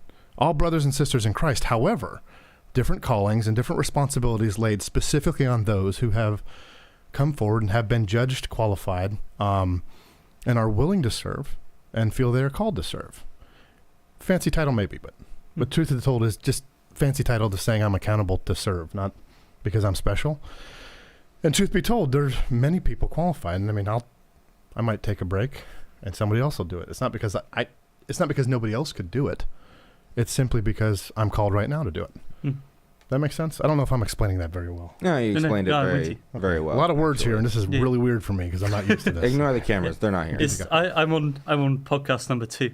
Okay, And good. last time I could barely talk or anything, so it was, But you have a British accent. oh yeah, Kinda- exactly. I know, right? That generally He gets makes it off easy. Man. Yeah, it makes everybody think you sound a lot smarter than you are, right? And a lot nicer, I'm too. incredibly intelligent. I know. I know. We were actually going to discuss. Just ask me. I'll tell you. Yeah. Okay. We were going to discuss the importance of a family, specifically within society. So I guess that's a good lead-on question. Would you like to start, Josh? Oh, boy. You're going to have the opposition start, huh? That was the idea. Do you think that's fair to him? I appreciate you It could standing up for me, but don't worry. No, I'm not worried. What I'm saying is, like, if your lead-in question necessitates that you argue in the positive, and he might have a negative thing, then he has to have something to react to, rather than if you make him go first, then he has to also put up what the primary argument would be and then his contradiction toward it. So it seems to be, logically, that it would go for and then against, like pro and against. I just got owned. Yeah. I agree with you. Does that you agree Thanks with for me? giving us Josh as a smart or good name and Okay, making us fair look enough. smart. Okay. No, Josh is a biblical name. Yeah, I'm aware. All right. Well, Is your God full is name my Joshua? salvation or whatever, right? Oh, Yeshua. It's the precursor, and Jesus is actually a derivative of Joshua. Yeah, all that. Ironic, considering. Wait, is your real full name Joshua? Yeah. Everybody's it's a good name, solid name. No, I hate it. Okay. Fourth most common name in the year I was born, and also my last name is Waugh, so it's Joshua Waugh, and I got all sorts of bullying from in elementary school because of that goofy name. Yeah, but look where you are. I know. Look where I am now, in Bullied. Sam's basement. So, Anyway, but whatever. Sam, Josh, would you guys like to go first? Yeah. Presuming that you guys agree that Tell me families about are the importance of family. important within society. No, I don't think it's important to society. That assumes that society presupposes the family, but I do not believe that. I think the bedrock and cornerstone is the family that presupposes society. So as Margaret Thatcher said, society is just a collection of families. No, I am not want to quote British people. I'm going to try to find an American. That's actually based. I'm just That's joking. Well, I'm I'm joking. American. I'm totally basically joking. American. I'm going to give you as much crap I don't know as if I can. want to quote Margaret Thatcher, though. No, I think here's the thing: is that again, I'll restate the point that family is not important to society because society does not presuppose family.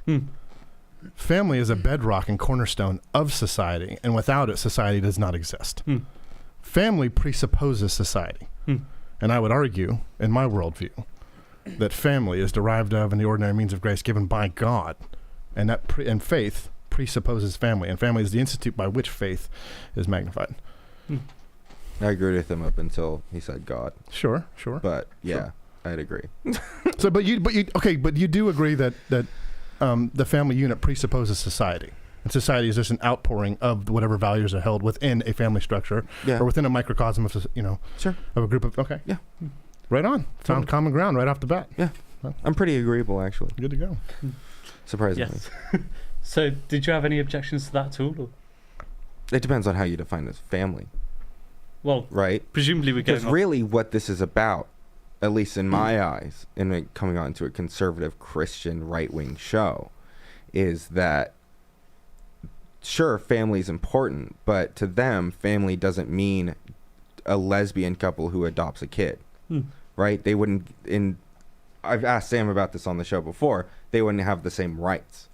And I would want the same rights for those families just as much as I would the traditional nuclear family. Do you think that a child is entitled to a mother and a father? I don't think a child's entitled to anything that any the rest of us are not entitled to. So the only human rights that we have are suffering and death. Interesting choice of words, though. Right?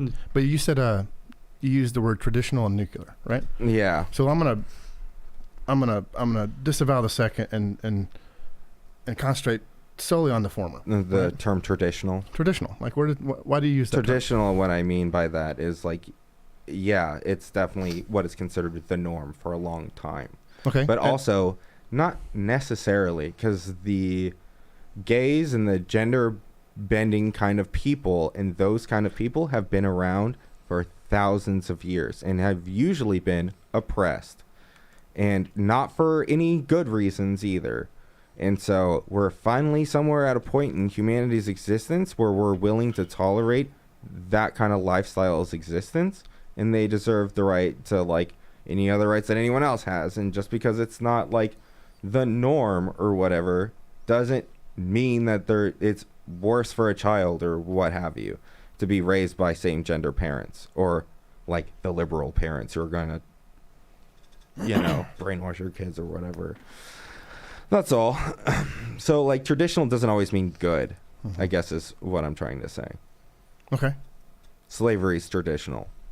Okay. But you would argue... Okay, so tell me where you started disagreeing with me, right? Family Okay. presupposes society. Society. Right. Agreed, and then you right? said... I just want to establish as much common ground as I understand. All right. And then we can kind of dial down on the polemics and the Right. and the minutia. So we can have then after that, what did you say? Something I said about... family presupposes. Well, I objected to the first comment because I think it framed the question specifically wrongly. Because it said, why is family important to society? And I said, Right. I believe you got You that reframed backwards. it. I think that Right. family presupposes society. Mhm. And out of the family is an outgrowth of society. Society is just the ordered way that we choose to live and work with, work with Sure. each other, right? Sure. And again, I came over here thinking I was going to open the Bible and talk to the Capricorn. I didn't know I was going to do this. So, like, Fair enough. you're Sorry about catching that. me off I guard. didn't I don't have realize any that you didn't arguments know. prepared. I have a So coffee cup, and I've been up all This day. is actually a housewarming party. Okay, fair enough. And we just turned on some cameras. Okay, so there's that, but also like you called this podcast a Christian right wing. Right. Sure is. That would be news to me. I don't know anything about it. Okay, You know what I mean? well. So like I am a guest just like you are. Okay. Well, in the context, at least this is what I feel like is Okay, like that's fair. the That's fair. general consensus. But you and me trying to find common ground and see where we delineate and actually have a good conversation about that. That's neither right wing Sure, or left okay. wing. That's actually just discourse, right? Okay. Well, let's see. Since you and I are both ghosts and neither one of us own this, Right. and you and I talking, Uh-huh. it has I know, nothing to it's do with the hilarious. platform more than it does about, okay, let's talk about the content. So you and Okay. I agree that family presupposes society. Okay, Right? Now, great the start. definition of family is where you would think that you and I might have some disparity, How right? would you define a family? Okay. I would define a family as a mother and father first. First as husband and wife. There's my problem. Okay, got that. So, like, I define a family first as husband and wife, Okay. and then the progeny of that. The And then it can children. go on. There's legacies out there. There's grandparents and everything. Uh-huh. And that's a family. Okay. That's how I would define a family. Right. But that stems out of my biblical worldview. Now, when we argue the polemics and we argue like specifically of what I'm excluding, we're not actually dealing with the subject matter of what about what I said do you disagree with. So like before we move on to, well, what about this and what about this and what about this? What about that is not a family? A husband and a wife and their progeny. Oh, I think it would depend on if they love each other or not. Okay, well, let's assume, let's presuppose that they do love each other, Okay, let's make and some then they had children. Is that a family? Sure. So what my point is, I'm splitting hairs, but you don't actually disagree with my definition of a family. You just Sure. think it's too narrow. Okay, fair enough. Is that Your an accurate definition? of family is too narrow. Well, no, Yes. because I think that's important. No, I agree with you. That's think that's a great important. way So, of I mean, how I would put that, yeah. In order to, you would argue that your worldview is much wider than mine. I don't know. It's different. Well, no, but you would you're more inclusive in some of your Sure. aspects, right? Sure. That's a fair definition. And here, So far. I would agree with you. Okay. Okay, I have a strictly biblical worldview, so I start everything presupposing that the Word of God is inerrant and authoritative in all aspects of life. Right. And that's where you and I would get ties. So it shouldn't be a Absolutely. surprise to you that I would hold a biblical view of marriage. I know it's not. Okay, right? but if I'm being consistent, that's also respectable, right? And if you're being consistent, that's I also suppose, respectable as but well. only so far. Well, here's the thing, though. Like, the content of my character, of me being consistent and adhering to an authority outside of myself, you could respect that, Mhm. right? There's definitely all sorts of aspects about who you are that I could respect. Yeah. Right, and vice versa. Sure. And vice versa. I'm And not trying to make you a villain here. Oh, no, not at all. Not at Okay. all. And no, what I'm just laying out some groundwork. Okay. You know what I mean? And so, like, Gotcha. it's not necessarily me that you have an objection with. It would be Right. my worldview that you have an objection with. Correct. Okay. So I've stated mine. What's yours? My worldview? Yeah. Oh, yeah, we live in a meaningless universe. Okay. We are creatures that inherently seek meaning, Okay. which is fun and absurd. I don't think there's ever been any actual evidence that God has ever existed. So starting with the preposition, or however you say that God exists, and that the God in the Judeo-Christian Bible or the Torah or whatever, from whatever specific religion you want to pull from, that's the right one compared to all the other ones without any evidence is, I would say, probably not great to do. Because if enough of you do it, then it normalizes having superstitious beliefs that then go on to breed more superstitious beliefs, to where we don't actually have to engage with reality itself at all, and then just decide whatever we want to believe is true and then go from there. Let me ask you this. Sure. Because you said there's no evidence for God, right? Correct. And I will not argue that because Okay. it's pointless. The question I have is, what evidence could happen to you to make you believe? God himself would have to come. I'd have to see an angel, Okay. like, without being on some sort of hallucinogen. Okay. Like, there would have to be some sort of crazy drastic, and even then I would still look at it with some sort of skepticism. Okay. Stop right there. Okay. That second statement is important, right? Why? Because you said even then. Even then. Even if you define the evidence by which you So then I say guess that I you would be probably willing to have have believe. witnesses. Yeah, and So then it even would have then to you'd be be skeptical and like 3 other people. So very- and then the even then would be crossed out. okay. So you continue to close the loop of what would have to happen in order for you to even entertain the idea of believing, right? Right. Okay. I'm gonna butcher who said this, but it's specifically to the believer, no evidence is needed. To the unbeliever, no evidence would suffice. I take that back. Actually, any amount of evidence would suffice. Well, you just said otherwise. Right. Okay. Here, let me. You're right. Let me backtrack. Let me backpedal here a little bit. If the scientific community came to consensus and said, "We have found evidence that God is real," I believe it. Okay. No And problem. would all of them have to be physicists? They wouldn't all have to be physicists. What about but there all would of them have to be a neuroscience people? large amount of physicists. Biologists? Medical doctors? Maybe some biologists, maybe some neuroscientists. Anthropologists? Probably. Who all do we throw whatever. into that game? The scientific community. That's a broad spectrum descriptor. Sure. And so, like, who all do we throw into that particular foray?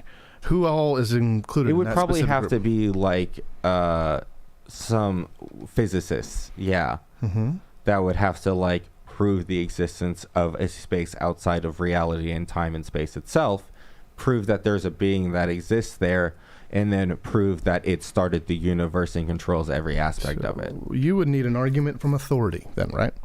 You would need somebody to exercise their Not a standpoint singular epistemology. person authority, but yes, an authority. An argument from authority. Like, you Some need a sort of group of authority. consensus among people to whom you respect and assert their authority to decide things in the metaphysical and the spiritual Sure. for you, right? Sure. Okay. Like the Can you earth please being tell round. me the difference of your worldview to mine?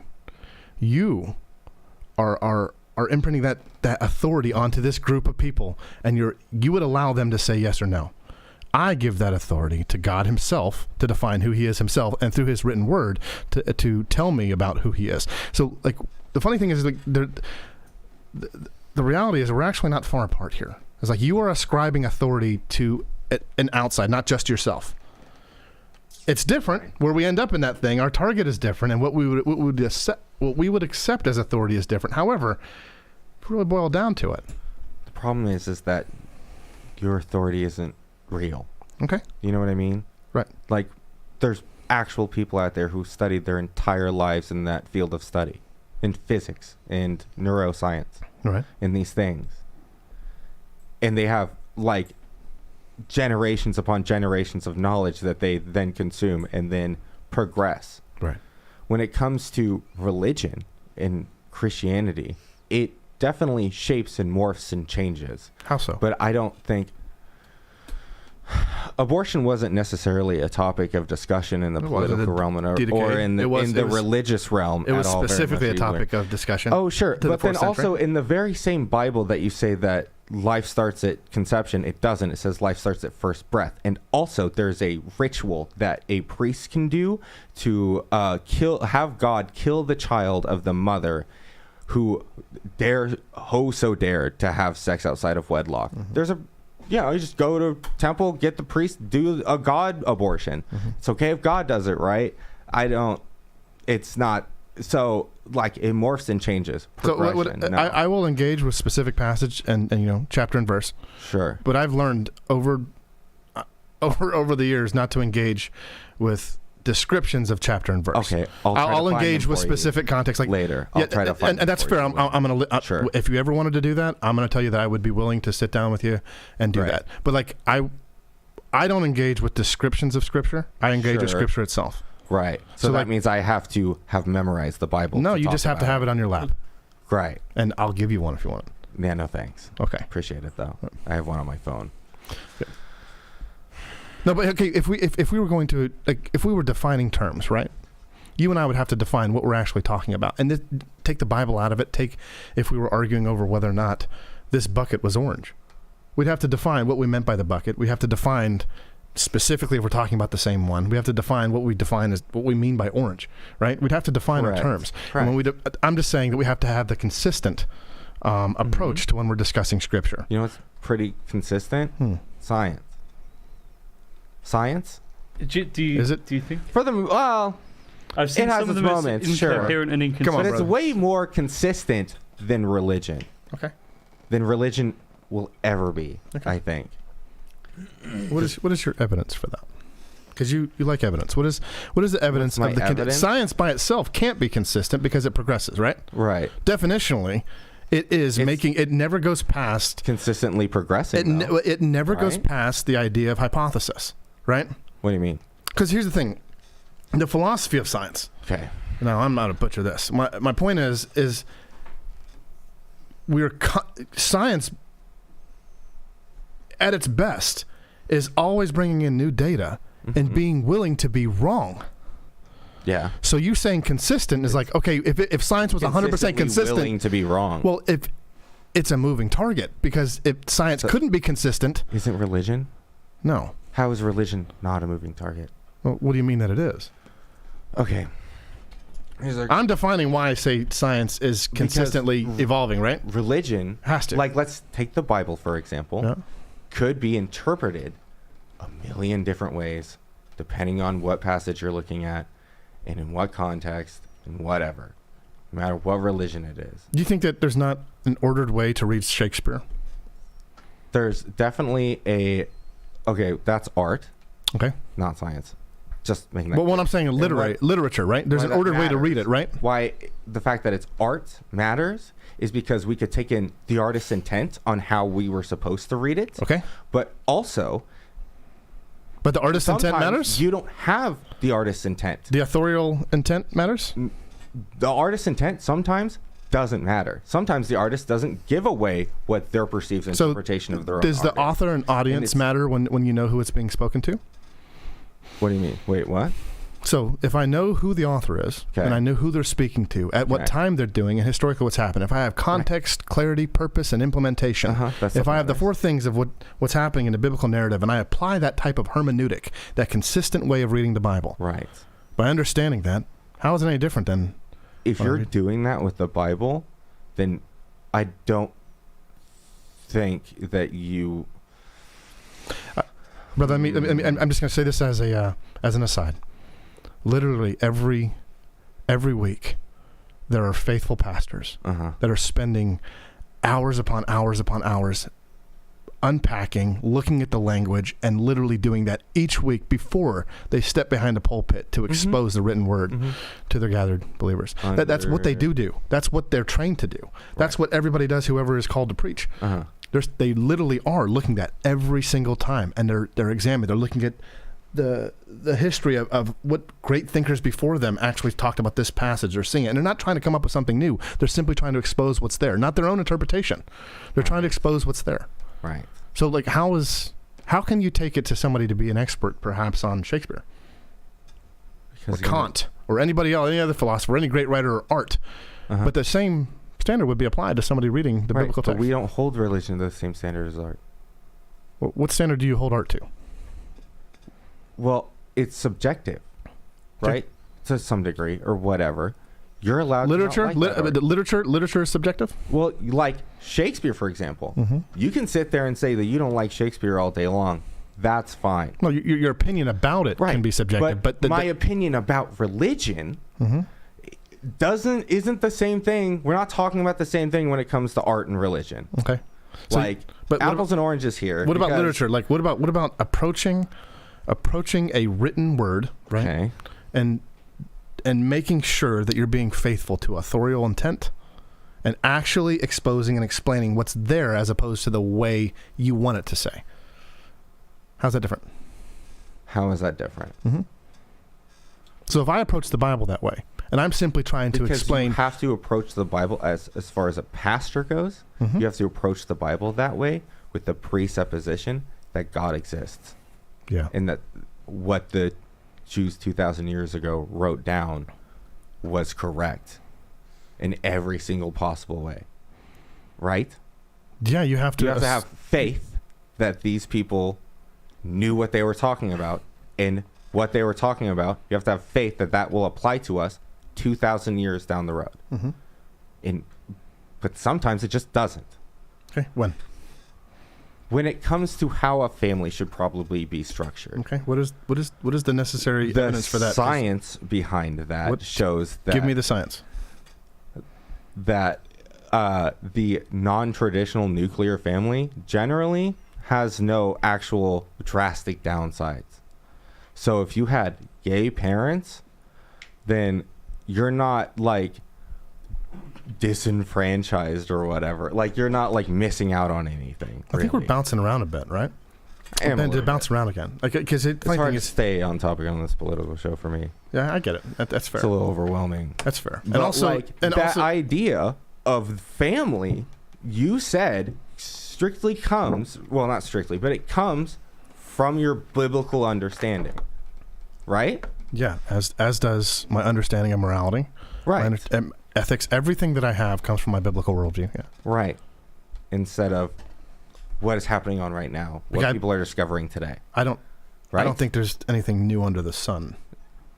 Sure, you could make an argument that the straight line wasn't discovered when we looked at the horizon, or whatever. But I don't think anything that's happening right now is surprising to God. Under the presupposition that God exists. Again, this is going to be really offensive, so I apologize. Please be offensive. I don't want to be offensive. I think I kind of ambushed you. I didn't know I was coming on the show, and we don't know each other. But I have really enjoyed talking to you. So it's fun. I want to be gracious here like that. But I'm not going to be easily offended. Is really what I'm saying. Fair point. And I'm not going to say anything hopefully offensive. Hopefully, what I'm saying is I do believe that you actually know there's a God. That's cute. That's fun. Okay, I believe that you're suppressing the truth with unrighteousness. Why do you think that? I do believe that, and you're being like, I believe that you know there's a God. I think that you appeal to authority, you appeal to logic, you appeal to all these things that actually would borrow from my worldview, not yours. And I do believe this. And I'm not going to traditionally argue about the existence of God. I mean, I'd love to have that conversation with you and me in a coffee shop and out cameras. I'm not afraid of it, but I'm saying I'm not going to perform. What's that? I said I work at a coffee shop. Okay. I'll get you a free coffee. I would love to do that. And anytime you want to, that's an open-ended offer, brother. Hell yeah, seriously. I would love to. Yeah. And then you don't have to worry about the audience or how you're appearing or anything like that. But I believe that deep in your heart that you know there's a God. Yeah, I've heard that before. Yeah? Yeah. I was raised. True when you can sniff out the Christian raised boy that's in me, is what I think that is. I look at everybody like that, though. I don't look at just you. I'm not making a judgment call. Everyone believes that God is, but they're I believe the heavens declare the glory of God. I believe I don't know what that really means when you say it. I believe that everything that you look at displays God's glory. Okay. Every single thing. Great. Every advancement and everything that you see declares God's glory. I think that people who say that are looking for God in things where it's not there. Okay. I believe. Sorry. Right? So superstitious beliefs, I think, just have there's problems. There's problems with superstitious beliefs. Believing that God exists is a superstitious belief. It philosophically, the Christian God has so many issues with it. Okay. Just in its existence of itself. Okay.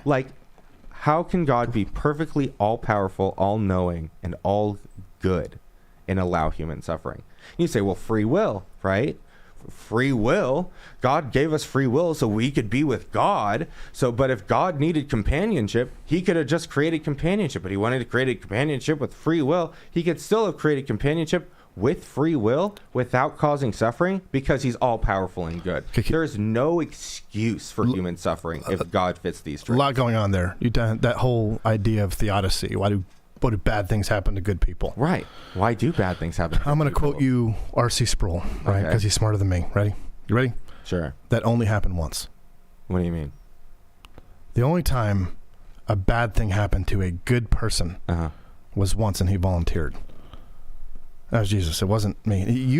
None of us here are inherently good, and I think that's. Let me reframe the question here. All of us are dead in our trespasses and sin.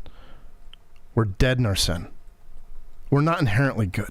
Our utter. I agree that we're not inherently good, but I would believe that good is a human construct. Okay, so I gotta fight with you for a moment. All right, great. Objective good. I love it. No, what I'm saying is that at one point, if you say, why does human suffering happen? I'm going to ask you by what metric. If in the same breath, you can say, there's no such thing as good or bad. Well, any human suffering, subjective suffering, objectively good. Well, why is it bad then? By what metric? Human beings didn't exist. But you can't be objective or and subjective and then completely. A sun blows up. That's not good or bad. A sun forms. That's not good or bad. A planet blows up or forms. That's not good or bad. Right? We're sentient beings. Good and bad come from us. We decide what's good and bad. If the planet blows up and we feel bad about it, that's now bad. But you've said superstition is bad. How's that superstition? My feelings are not you said superstition. You said my belief about family is bad by your definition. Wait, what? You said definition of people family did. is I heard narrow. that right? I heard that if people having superstitions and acting upon them is not good, is what you said about 3 minutes later. So I would say by what standard? And here's the question: if there is no good or bad, right? So what? If there's no, because the truth is, if there's no good or bad, and you don't believe in it, but inherently within your being, you do know that there's a good or a bad. You do know there's good or evil. You know that. May I amend what you are seeing as a contradiction here? Objectively, there's no good and bad. Subjectively, as far as the human consensus goes, there are some things that generally most people would say are good, and generally most people would say are bad. We live like good and bad exist. We all agree that we live like good and bad exist, right? No, I mean you just argue to consensus. No, you argue to consensus. Tree in the forest, or if there's no one around to hear the forest fall in the trees, doesn't make a noise. But there's no sentience to decide what is good or bad. There's no good or bad. You're flip flopping between two particular philosophical arguments. The question of whether something is good or bad, right? You say it's completely subjective, and then you argue that it's by consensus. Agreed or no? You say we have a consensus of what we believe subjective consensus. A subjective consensus. Great. Okay. Right. It's not objectively out there for us to discover. Okay. That's what I'm saying. There is no moral law. Not objectively. We create the moral law. So okay, so by that reasoning, okay, if enough of us propagate over time, and I don't mean physically, I'm just saying, let's say something happened tomorrow and a lot of people held to a biblical worldview. Let's say 90% of the globe. Sure. And the consensus was these morals are good. Okay. Are we right? Based on your worldview, because the consensus says that we're good. Oh, and would you have to accede to the consensus? But then you wouldn't call it good, would you? Well, it depends on what side I'm on. Okay. Right now, it's clear what side or the 90% side. But I mean, you just said that you don't believe in God, so let's assume. So I'm on the other side. Okay, wait, on the other side. So you say, so is there good or bad? And you say if it's by consensus, then that particular example would say that what we say is good and what you say is bad, right? Right. That's ridiculous. But it also depends on history. Hear me out though. But you keep on. Why is that ridiculous? The idea that morality would come by consensus. Why wouldn't it? Oh, it's objective. It's by a case-by-case basis. And even then, subjectively, people could look at the case. Can you tell me one evil thing right now? One evil thing? Yeah. Well, you could say that torching of babies for one's own amusement is objectively bad. But I would say that someone who does that and doesn't see it as objectively bad wouldn't say it's bad. There's no there's no existence under heaven that you actually believe that torturing a baby. No, of course I don't. Is- but that's is good. me. I It's know- subjective. I got it. But I believe where that does there's that come someone from? out there who Where does believes that that it's good. innate understanding of that come from? What do you mean? Of you knowing. Because You specifically. human beings are built to be Did you empathetic. decide? Biologically, we are meant to care about each other. Biologically, because we're social creatures. That's where that comes from. Because it was evolutionarily advantageous for us to care about each other. That's where that comes from. That's why morality is a whole thing. lot going on here, man. Yeah, I know. I'm a lot, aren't I? No, it's exhausting. You're not exhausting. I'm exhausting to me. Okay, So, but thank you. I'm enjoying it. But I'm glad. I do really want to drill down on one point. Okay. Why do you believe it would be bad to harm a child? Why do I believe it'd be bad to harm a child? Because I'm empathetic.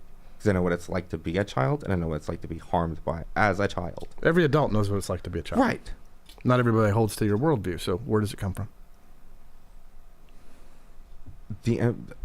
What? Nature and nurture, dog. Nature and nurture. Genetics and environment. Okay, so if let's say that I was a person who wasn't raised by anybody and grew up in the system, and I didn't have that nature or nurture, and I arrived at the same conclusion. You still would have some amount of nature and nurture. But where would it come from? What if all I knew was pain? What if all I knew was pain? What if I had a horrible, horrible childhood and a horrible existence up until a point where I would tell you I was rescued from that, from myself and from my sin? But I mean, you could describe it some other way. But what would lead, if all of a sudden I came to the conclusion that this was wrong and my former life was sin, what would cause that? Some sort of drastic life experience, probably. Oh. What would change a person from what would have a person turn from their sin? What would have a person... What truly changes a man? What truly changes someone? God. What truly... You would say God. I would say, oh yeah, it's nothing short of a miracle, that's for sure, but I wouldn't say it's God. See, I think that you're borrowing from my worldview, man. I don't think I am. I think I just grew up in America in the Bible Christian conservative belt line, and I have a lot of jargon that comes from that. But you've met a lot of people, right? I and you work at a coffee shop. You probably meet a lot of people, right? Normal people, yeah, sure. Yeah, and there are a lot of conservatives there. Okay, but like take conservative, all that other stuff out. Take all the political out of this for a moment. Sure. No, what I'm a lot of people take all the politics out of it for just one moment. Okay. And let me ask this like that, because I'm only concerned with my soul. I can't save you, brother. I know, but like you sure are trying. I'm not trying to save you. Something. Listen. Any Christian that ever tells you that they can save you, I know, or convert you, I can't. It's only through the power of Jesus Christ. And no. Every Christian is in advertising. Their father handles sales. Okay. Our job is only to point to Christ. Got it. And we know he does all the work. But what I'm concerned about is this: I find you to be intelligent. I do. Thank you. I do, and I find you to be intelligent. I think you're interesting. Solidarity amongst Joshuas. That's fair. But I think you're interesting. But what I'd love to drill down on is to stay on topic on one of these things. Okay. One thing would you like to stay on topic on? Again, where does the notion of your conception of good or evil come from?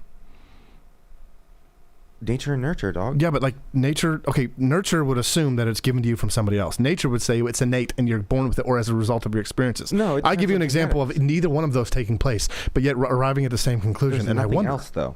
What's that? There's nothing else, though. There's nothing else. You say that there's something else. Mm-hmm. There's nothing else on a secular worldview. Nature and nurture is what defines your personality. Okay. What so it's an argument from silence. Were you born with? It's an argument from silence, then. What do you mean? It means it's an argument because there's nothing else. It's an argument from silence. It's an argument because I don't have any other explanation, so it must be this. That's honestly what Christians get accused of all the time. Right, out of the but gaps you're and everything. accusing me of that for... I'm actually accusing of it right now because I'm I asked you where your morality comes from. Situation here? I'm pointing to where mine happens. Yeah. You don't agree with my explanation, but like I believe that I was born in sin. I believe that I was utterly depraved. But sin is a concept. Go ahead. So I believe I was born with a heart of stone, right? And when the Lord regenerates me, He gives me a heart of flesh, and I'm not even able to seek after Him until He regenerates me. I believe that I turned and I can only look at Him because He first chose me, because He first rescued me from my sin. Now I'm still a sinner, and I fail Him every day. And the only good that comes from me is by the work of the Spirit. Now, my question for you though, you're still inherently subject, even if you don't want to be, to King Jesus. You're still subject to it. You're still subject to his law. And his law is written on your heart. And you do know what is evil. You do. You know it's disgusting for a man to force himself upon a woman. It's disgusting. It's sin. It's evil in every respect. Sure. And you wouldn't need anybody to tell you to do that because you'd know it. You know that it would be evil for you to harm a child. Evil. Beyond evil. But you know that inherently. And it's not just nurture and nature and You your think empathy. this is in everyone? What's that? You think this is in everyone? I do believe it is in everyone. I do believe it, and I believe those that would argue against are suppressing the truth with their unrighteousness, and just the way that they deny the presence of God in their life. Like you use terms like miracle, and I guarantee there's things within your life, and you're like, I don't know where this comes from, or the impetus you have, or the inclination you have to love people, or to help people, or to do, and not only just good works. I'm not saying like it's all just being nice and charity. What I'm saying is there's a part of you that seeks after God. There's a part of you that knows that he's missing within your life when you deny him. And I'm not using the right words here. What I'm saying is that sounds about right. No, but you do know that there's a God. You do know that morality comes outside of yourself, and there's an objective lawgiver, and there's an objective person who defined morality outside of you, and it is written on you. And the truth of the matter is you can't define it anymore. Like you can try to, or you can argue from the gaps, you can argue from silence, but the truth of the matter is you know it's objectively evil. You do. You know that the two examples I gave you, whether a man forcing himself on a woman, Right, or harming a child, or if I punched you in the face right now, that would be people evil. out there not be epic. Yeah, who would say that's not a problem. that's my Plenty of point. people. Why do they all say that's not a problem? Why does anybody say why is there consensus, to use your word, generally over, or more specifically over, like rape? We all agree that that's bad, right? It's evil. Where does that come from? Obviously, because it still happens. But the law and society and all of us, by using your definitions earlier, there is consensus amongst the world. There's some consensus about some things. Okay, rape. Do you think there's consensus about that? Obviously not, because it still happens. No, that's not the reason it's still happening. There's evil people that are still doing it. But there's consensus about But don't persecute people who do that. Okay, but do you think that there's consensus about whether or not that's wrong? Because you argued that would be a good way to shape morality earlier. If the consensus came to you and said that, sure. If I took a poll of every single person on the entirety of the and you planet asked them, is it okay for a man to rape a woman? Right. And what do you think's going to come back? I'm pretty sure you're right. They would all agree that that's probably wrong. Now ask them about 1,000 years ago and get a survey from then. I think that's an argument. That's a useless paradigm, because neither one of us can go there. Maybe. All I'm saying is that people from about 1,000 to 2,000 years ago, or any time frame you want to take it, or whatever, there's not going to be a similar consensus. What if we took it and didn't make it so drastic? What if I posted a video of a man kicking a puppy? What? How many likes? I think the drastic thing would. Everybody would say that that's wrong, right? Not drastic. My point is that everybody has a knowledge of what's right or wrong. It seems to me that there's kind of this. You're saying that the existence of evil disproves objective morality. No, it disproves an objectively good God. The fact that evil exists disproves whether or not something is right or wrong. No, that God is right or wrong. Mm-hmm. He's arguing about. He's saying if there's a God, he's not good. Yeah. Right. He's either not good, not powerful, or not all-knowing. Mm-hmm. That's what he's arguing. Either an impotent God or no God at all, right? At least ain't that one. It at least ain't the one being described to me in my church Bible Sunday classes. That. It ain't no Christian God that I've heard of, that's for sure. Okay. That's all. And it really comes down to the old question of why do bad things happen to good people? Why do bad things? Because you believe inherently people are good? No, I don't believe people are inherently good or bad. I think everyone has their own blessings and curses, to use more Christian jargon. We've spoken around the circle, and I've asked to define these terms. Why do bad things? I said, what's a bad thing? Then I've asked what evil is, and I've asked wrong things, and then good people. I try to define these things, but I don't feel like you have a definition. How about this? Let me give you an analogy, right? So, a father goes to like a family psychiatrist or something, and he goes, my son has all these problems, right? He has so many problems, right? He's out drinking all the time. He's spending all my money. He's this. And he goes, sounds like your son doesn't have enough problems. Sounds like your son doesn't have any problems at all. and that you should probably give your son some problems because he's spending all your money, drinking all your booze, and he's going out with girls all the time, and it's not learning the values you want him to learn or whatever. To that son, it would be bad. Suffering happens when his allowance gets cut and he gets grounded or whatever. And that, to that kid, that's bad. That's still suffering. We have to, like, and then on the other end, the father suffering because the kid isn't living up to his expectations. And now, even more suffering. Now the father has to do something that he never wanted to do with his son, which is punish him or whatever. Like, no matter what way you want to slice it, the Buddhists had it right. Life is suffering. We eat things to consume things to further our own perpetual growth for no actual reason at all other than just to do it to perpetuate suffering. And so there's no possible way that there could be an objectively good God out there with all powerful or all knowing. So do you think suffering is inherently bad? Oh, and that's the thing. Again, with the subjectivity. You're going to suffer.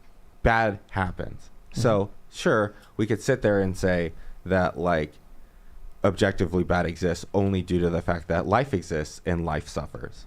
So if I said to you... According to the perspective of life. So if I was talking to you and I legitimately said, count it all joy, brother, when you meet trials of various kinds. Wait, what? If I said that to you, I said, count it all joy. Like, be happy when you meet trials of various kinds, like when you meet suffering of various kinds. Uh-huh. I say, because the testing of your faith produces steadfastness, right? Oh, I would probably compare that with the story of Sisyphus. Right. You know the story of Sisyphus? I do. Where he got condemned to push the boulder up the hill or whatever. Yep. The gods condemned. So, Camus, the absurdist philosopher, said that we are all like Sisyphus, pushing the boulder up the hill, suffering. The gods condemned Sisyphus to push the boulder up the hill. The gods did not condemn Sisyphus not to try to find joy and meaning in it. So same kind of philosophy. You go there, from I'd Camus or Sisyphus to Camus. Well, right? Camus quoted or mentioned Sisyphus. Yeah. You read The Stranger by Camus?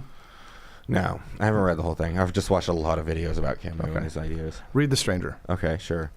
I know Camus has his issues as well. But I like his worldview. I'm not saying that, but I'm just saying read his book. Okay, because sure. I did. I'll read it to the several times, and it's I don't know if I read it. It's a little rough. Yeah, it's a little rough. Yeah, he has a lot going on. He has a lot. He has a lot of thoughts. Well, I mean, this is a class of philosophy called that's part of existentialism, which is a whole mess in and of itself. So okay, fair enough. Agreed on another point. Yeah. So if I told you though, if I did say, count it all joy, when, not if, you meet trials of various kinds. If I said that to you. Mm-hmm. I said, so if I said that to my daughters, if I said, as young as they are, I said, I need you to count it all joy. You're going to suffer. You're going to suffer. Mm-hmm. And I, from my worldview, and I'm going to tell you from our faith, and I understand it, because we're told, Christians are told we are going to suffer. Yeah, Not that we might suffer, but that we will suffer. We should for rejoice in that suffering, right? No, they rejoice because, listen, the testing of your faith produces steadfastness. Each thing, because we only look at ourselves, but the Lord is preparing for us specifically for other things, and it's all toward His kingdom. So I might not have resolution in the instant of understanding why this is happening, but I understand it, and it's been proven true over and over and over again through my small time on this earth like that the Lord's plan for me is better than the plan I have for myself. And that's included a lot of suffering. Mm-hmm. So like a great amount of suffering. Mm-hmm. So my question is suffering inherently bad? Yes. Okay. Sure. But also no. Because suffering is required for the advancement of the human race. Now, is the human race inherently bad? I don't know. I mean, it depends on what perspective you're looking at, right? So I feel like we're playing ping pong, then tennis, and then racquetball. I'm not trying to play ping pong with you. I know. You're trying to sit there and be I'm like, asking a specific question. Suffering can be good because it builds character, right? And I'm like, yeah, I guess. I didn't say it built character. Or whatever. It builds you closer to God, which means the same thing. But you said human suffering was the reason that you could not believe in a good God. I'm asking a different take. And then you also, then afterwards, after you said that, you said human suffering is necessary for the human condition just a minute ago. Yeah, it's necessary. Okay, so it's necessary, but it disproves God. My point is, yeah. See how we go back and forth. It's a bit of a contradiction. It still disproves God. Okay. It's necessary for the advancement of the human race because the universe is structured in such a way that life is suffering. Okay. And so, It doesn't have to be that way if there is a perfectly all-powerful, good, all-knowing God that could stop it at any point and chooses not to. It is interesting the way we bounce back and forth. So, like, you see what I mean? Where it's like, No. it's inherently built into life itself that life will suffer. If there is a God that exists that could stop that suffering at any point and is supposedly all good, all-knowing, and all-powerful, then suffering would stop. How do you Logically. suppose he would do that? With his all-powerful ways. That's a platitude. But I wonder, because you make this declarative statement that if he was good, he would do this. If good and bad is objective. No, but you said if Right. God is good, If according God to you, is good. by your definition, let's It is- assume that you're right about Right. everything. Okay. Let's assume that your definition is the universal one. Sure. And by your definition, if God was good, there would be no human suffering. Correct. Okay. And all-powerful and all-knowing. Because without one of these three aspects, human suffering, you can make a case for. If God didn't know everything, then he wouldn't know how to stop human suffering, even though he had all power and is all good. If he didn't have all power, he didn't know how to stop human suffering, but couldn't do anything. It wasn't powerful enough to do anything about it, and was still good enough to want to do something about it. Human suffering will still exist. Same thing with the other one. So it's like, but it's all three of those at the same time that can exist and also human suffering. There's no logical way you could work your way out of that box. At least to me. So I feel like I need a whiteboard. Like I want Yeah, sure. to get these points and like dial in on one of them. I have one like Yeah, right there. I want to dial in on one of them and then deal with that before we go to the others. Because now we have a different metaphysic we're arguing. Other than Because then the suffering argument that you have, then you bring into whether or not he's omniscient, all powerful, yeah, right, or all knowing. right. So omniscient is all knowing, right, or he's Or all powerful, and is whether or not you're good. omnipresent, omnipotent, and Yeah. whatever. Point is that you don't believe either he is all powerful and he doesn't know the future. Yeah. Right. Do you think God exists within time? I don't think God exists at all. Depends Yeah. on what you define as God. Okay. But I don't think So it's I mean, do you think that anything the biblical worldview would say that God exists inside of time? God exists inside of time? Mm-hmm. If you're talking to Christian Anarcho Josh back in the day, I wasn't an anarchist or an atheist, I would say no, God would exist outside of time. Okay. Because So God would if have that- to exist outside of time to Right. perceive all of time in and of itself. So there would not be. He wouldn't know what's going to happen. He would be No. lord over it, and time wouldn't exist outside of him because the truth of the matter, that means time would be above him. time, yeah. Right? He doesn't react to time because he reacts to nothing. Time All is in things his produce from his will. hands, Right? Essentially. Yeah. So, okay. And human suffering exists. Mm-hmm. Then that would mean that human suffering would be under his sovereign hand, right? Is part of his plan, yeah. Okay. And your problem with that is what? His plan doesn't have to involve human suffering if he's all powerful. By That's my what problem. standard are you saying this? By what standard? Yeah, but by what metric does that ever anywhere true? Like, why would it? Why doesn't it? Why doesn't Let it? me argue from silence. Why doesn't it have to involve suffering? Why doesn't it? Because if God's all powerful and all good and all powerful and all knowing, There it is.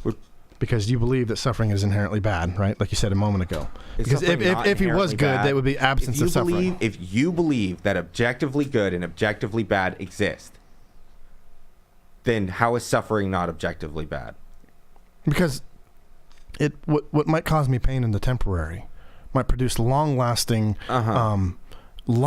implication to expand God's glory later and bring Right. glory, and might cause And it's set up that immense way. joy for him. Like, It doesn't have to be that way. But it doesn't have to be that way. by what standard do you say By that? God's all-powerful nonsense No, that but you they- people say that he has. What you say it doesn't have to be that way. Because he's all-powerful and all-knowing and all good. Right. If he's all-powerful and all-knowing and all good, he doesn't have to structure the world where human suffering has to be a thing. Human suffering is bad. It's like Jesus Christ suffered on the cross. That was bad. That sucks for him. He even pleaded, God, please don't let me do this. This is No, gonna that's not what he suck." said. Lord, he said, if I could, Or I would what- have. if he- I would if ask I anything, could, I take this wouldn't do cup it, from me, 'cause but not my will, but yours be done. Essentially, No. He didn't plead not to do it. He said, if I could. if I could. As in if there's any way. If there's any No, way. not if there's any way. You're Wasn't it if misreading. there was any way? No, Am I it doesn't like mistaken? that. Take this cup from me, but not my will, but yours be done. He went there knowing what would happen and knowing what would do, and he went there on his own 2 feet, not being forced. I know. But he knew it was going to He suck. just, you know why? He was going to suffer, right? Yeah, he knew he He was was going going to to suffer suffer. for all of the sins And of it the faithful. didn't have to be that way. Did have to be. No, that it way. didn't. Yes, it did. I don't believe Well, it too. something has to be given in order for Why? something to be received. God said so. Yes. Well, no, that's Why? basic. Who gave God the authority? God. See what you're Wow, talking you see about? how that's a problem? No, I don't.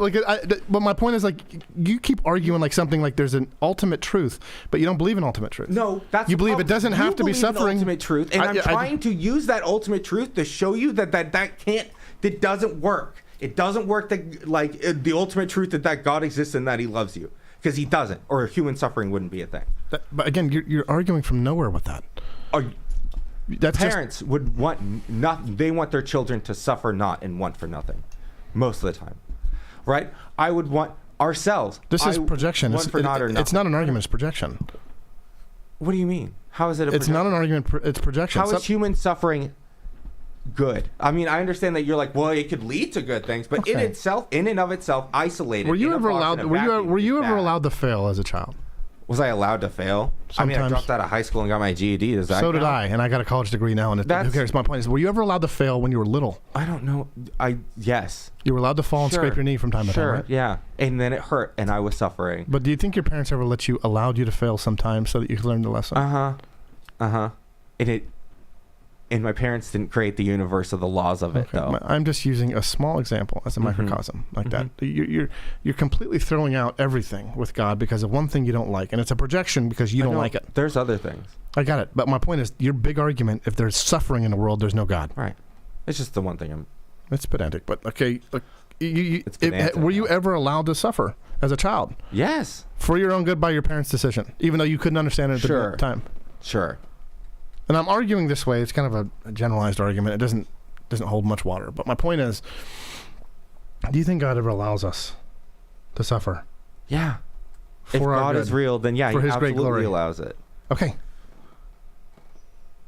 What's the problem with it, though? The And knowing His ultimate plan, knowing what He brings all things together for His own good? With the parents and the child does not apply to an all-powerful being like a God that exists outside of time and space.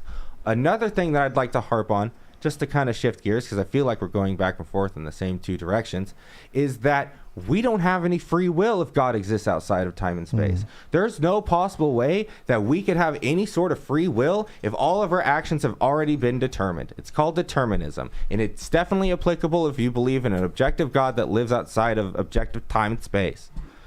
Because there's God knows if I'm going to hell. God allowed me to go to hell. God knew I would pick not to join Christianity, and He allowed me to go to hell. That's such a good God who's all good and all knowing and all powerful. No, there's no possible way.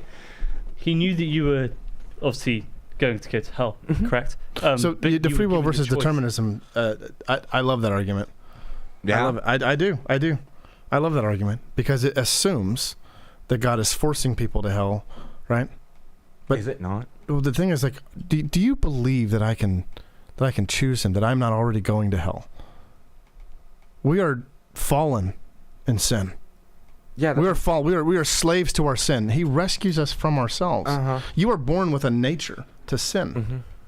No more. Listen, the lion could technically subside on plant-based protein shakes, right? I mean, sure. But it wasn't technically, okay, again, this is a ridiculous thing to say. I get it, but technically, he could go down to GNC, and if that even exists anymore, I don't know. One point is, get some protein powder. He doesn't have to kill the gazelle, right? But that's not. Is he gonna start eating oranges or tree bark? Is he gonna all of a sudden eat other stuff that might subside him, or is he gonna appeal to his nature? Okay, same thing like that. Our chicken's gonna all of a sudden start eating cows.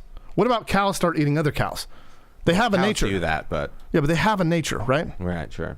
We have a nature as well. Ours is to sin. I do agree. And we're not ever going to go outside. You want to talk about free will? You have free will past the point. You're not going to go against your nature. You have to be rescued from that nature. Walked right into one of philosophy's greatest questions, Josh. What is human nature? I think it's been answered like that. We have a sin nature. Right, you think the answer to what is human nature has been answered, or the question to what is human nature has been answered? Yeah, I'm not. Right, I'm not. That's another problem. No, it absolutely has not. Okay, I'm telling you what I think. I'm telling you how I would answer that question. I believe that we have, from our first breath, a sin nature. I believe that we're inherently fallen in Adam. I believe in original sin. I believe that we are utterly depraved and we run and no one seeks after God? No, not one. No one is righteous. No, not one. I believe that we utterly run screaming from him. He rescues us from ourselves, from our sin, and points us to him. He takes our heart of stone and gives us a heart of flesh. Mm-hmm. That's regeneration. So I don't believe that, like, I can choose him. And talk about free will. My free will, when I exercise it, is to sin. He thwarts my free will by making me look at him, by helping me to worship him. I don't believe my free will, me exercising my free will, is always going to choose the selfish, depraved, sinful nature that I'm born with. If I take consequence away right now, I mean, it evidence all of human history. We're depraved. We seek after our own self. We're selfish. We're conceited. We look to idolatry. Every chance that we get, God allowed it. He rescued us from it. Oh, but he allowed it to be there to begin with. Yeah, okay, and we are his creation. Like everything's under his sovereign hand, but he rescues us from it. That's the miracle. But he put it there to begin with. He put there. He allowed it to happen. Sure.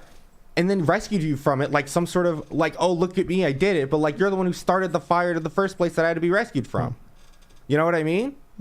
So, like, is it rescuing if he's the one who started the house fire to begin with and then saved me from it? Okay, do you agree with me that we have a sinful nature? I don't know. Okay.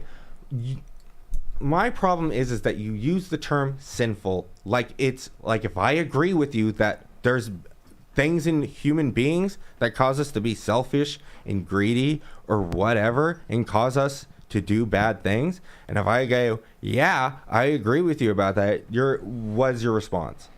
Like, what is it? I'm not trying to trap you into a box. I'm saying I'm just asking a question simply to get the answer. Yeah, there's some things that people do that other people would probably consider bad, no, other including people, myself. I think every person has a sinful nature. Right, of course. Everyone makes mistakes. Perfection doesn't exist. We agree on that fundamental law of reality. Perfection doesn't exist. Except we kind of don't because you believe God exists. So there's that. Yeah, I think you actually agree with me more than you want to. I think you're angry at God. I think I'm angry about a lot of things. Yeah, but I think you are too. Because here's the thing: is like I feel almost disorganized having to kind of ferret out some of your arguments because they come from a lot of different places. Yeah, you're meeting me one time, so we don't have a rapport yet, and so you're going all over and attacking all different sorts of it, right? And drilling down is kind of hard, especially when off the cuff. I understand that, but I'm sorry about. No, you don't have to apologize. I would love. No, I'm not offended. Okay, great. I'm glad. Me neither. I believe with Spurgeon, I don't really have to defend the Bible. I just have any more than I have to defend you're a lion. Great advertiser, and I can't wait to get my $4.99 sponge and become a big shot in the Christian world. Yeah, that was a bit under the table. Sorry, that was a little bit. I don't think I need to defend Christianity or defend the Bible any more than I need to defend a lion. And again, I'm paraphrasing Spurgeon. He says, "You simply uncage the lion and let it be a lion." Mm-hmm. And all I'm doing is pointing to truth, pointing to Christ. And I'm trying to point to the truth as well. Right. Awesome. I've been told by our producer Preston to wrap it up. To knock it off? Okay, all right. No, that was a great conversation. I really enjoyed that. I'm glad you liked it. I mean it, brother. I would seriously relish the opportunity to sit down with you at any time. Okay. Yeah. We have a question from Nick for you. You may get to meet him, actually. He's hopefully coming here at some point. No pressure, Nick. He's asking, what led you to be involved in the church? And is your degree from a seminary? Said that you're great at apologetics and loved the conversation. Oh, thank you. My degree is not from seminary. I have a bachelor's degree in accounting. Oh, awesome. I think that every man and woman who professes Christ is called to be a theologian. What I mean by that is theology. Literally break that down. Means the knowledge of God. And there's no greater pursuit than trying to understand and learn more about God. We're born and made to worship him. So I believe it's everybody's journey to, or their calling to learn more about God. Not everybody's called to argue back and forth. Not everybody's called to teach. Most are just called to serve in some small way. But if you start with that premise that I'm first required to know God for his own sake, and I should have a desire to know God for his own sake because he is altogether lovely, altogether glorious, altogether worshipful, then there is an ultimate desire that's kind of given to you that it's an insatiable desire to study the word, to understand more about it, to understand more about this great God that we serve. So from that, it also produces fruit. And one of the first acts of obedience when you profess Christ, after you're discipled, evangelized and discipled, is you make your public profession of faith. You get baptized, and you get baptized into a family. You get baptized into a group of believers within your local church, and you become a member of that local church. And within that local church, you look for opportunities to serve. You look for opportunities to share the good news, likewise, shoulder to shoulder with the people left and right to you. You look at ways to serve within the body and outside of the body. So what leads a person to want to serve their local church is the calling placed upon their heart. And also, the more you learn, the more you realize that the Christian life is suffering in service. And I don't mean that to be pithy. I'm saying, like, you suffer for Christ's sake. You do hard things for Christ's sake. And you're not doing them for your own glory. You're doing them for his, right? And that gets turned on its head. So what calls you to serve is because of the great service that's been laid for you. Like, you'll never earn your way into the grace of God. You'll never earn your way to the great gift that's been given to you freely. So you're not trying to earn back or pay back anything. It's just that you recognize the more you study and the more you learn and the more the Lord reveals to you, the two things are absolutely clear. You become very aware of the depth of your depravity and the height of his holiness. You become ultimately aware of the depth of your depravity and the height of his holiness.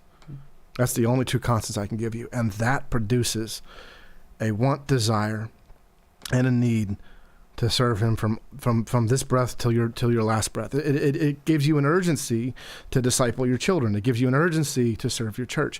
It gives you an urgency to come over and disciple 4 young men and then be ambushed on a podcast. You know what I'm saying? I thought, in fairness, like, you kind of knew what you were coming over to my house. I thought it was. I came late because I thought it was over. Yeah.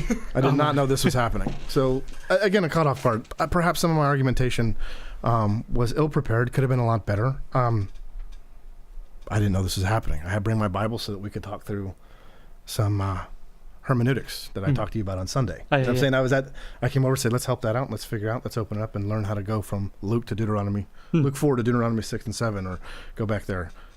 I also didn't think that this would go on for as long as it did, but I saw you are hosting the show, and so I was waiting for you to do an outro. Hey, well, you were so, like, an end to it. Well, it was a great conversation. Well, we enjoyed it though, right, Josh?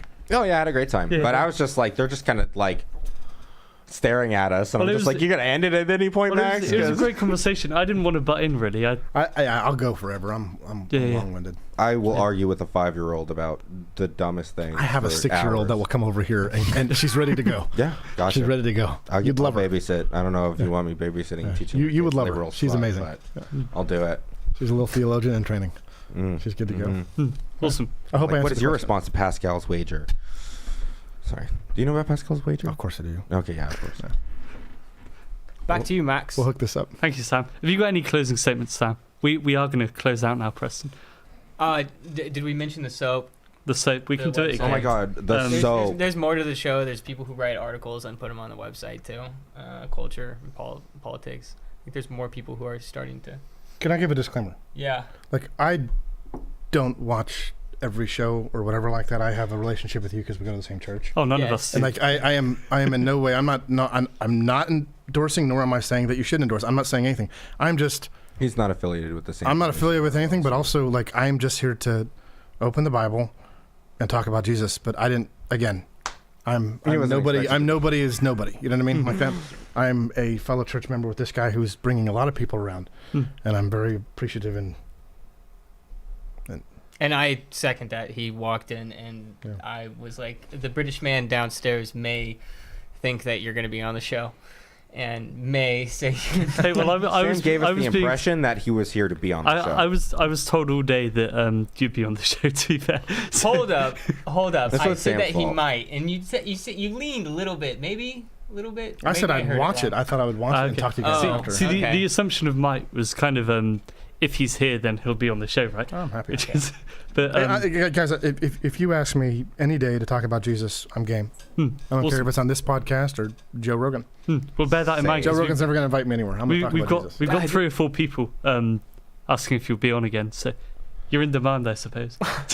Perhaps. Congratulations. This is Maybe a your little bit more prepared though, right? first Oh, yeah, step yeah. for fame. Absolutely. Anarcho Josh, there's a demand for you. We know there is Yeah, yeah, as well. It's somewhere. It's got to be somewhere. Yeah. Yes. Yeah. It's But I have a demand for you. I want to talk to Thank you. you. I appreciate that. I'll give us a closeout now. If you've been watching this for the last 2.5 hours, you likely smell incredibly bad, because I think I do. Just sitting here. You need Sam Daily Show soap. Head over to samdailyshow.com. Get yourself a subscription and a free bar of soap. Anything else you'd like to say about the show? Just Comment, subscribe. apologetics for those in the comments that said this. Remember, nobody was ever won by a good argument. Nobody was ever converted by a good argument. That's a falsehood. What I have seen, and I'm quoting some other people here like that, is a steadfast, day in and day out, year in, year out, overtime relationship with people who are willing to hear them, right? And that is the ordinary means of grace that the Lord uses to evangelize people and hopefully disciple them one day. So, like, nobody has ever won by a good argument. There's never like, gotcha, cool, I'll be a Christian now. It's never going to happen, right? It's not going to be. Talk people out of religion by doing that either. That's my point. It's like, but there's a relationship that happens over time. So if anybody's open or interested in apologetics, it's not a one-off, and it's not, nobody wins. And if you care more about winning the argument than actually learning about and loving the person, then you've started off wrong to begin with. I agree. Okay. Definitely. And Awesome. that's better close than I could give. But yeah, check out the website, subscribe, comment. Let's roll the credits. Very cool. Thanks for tuning in to the Max Daily Show. God bless.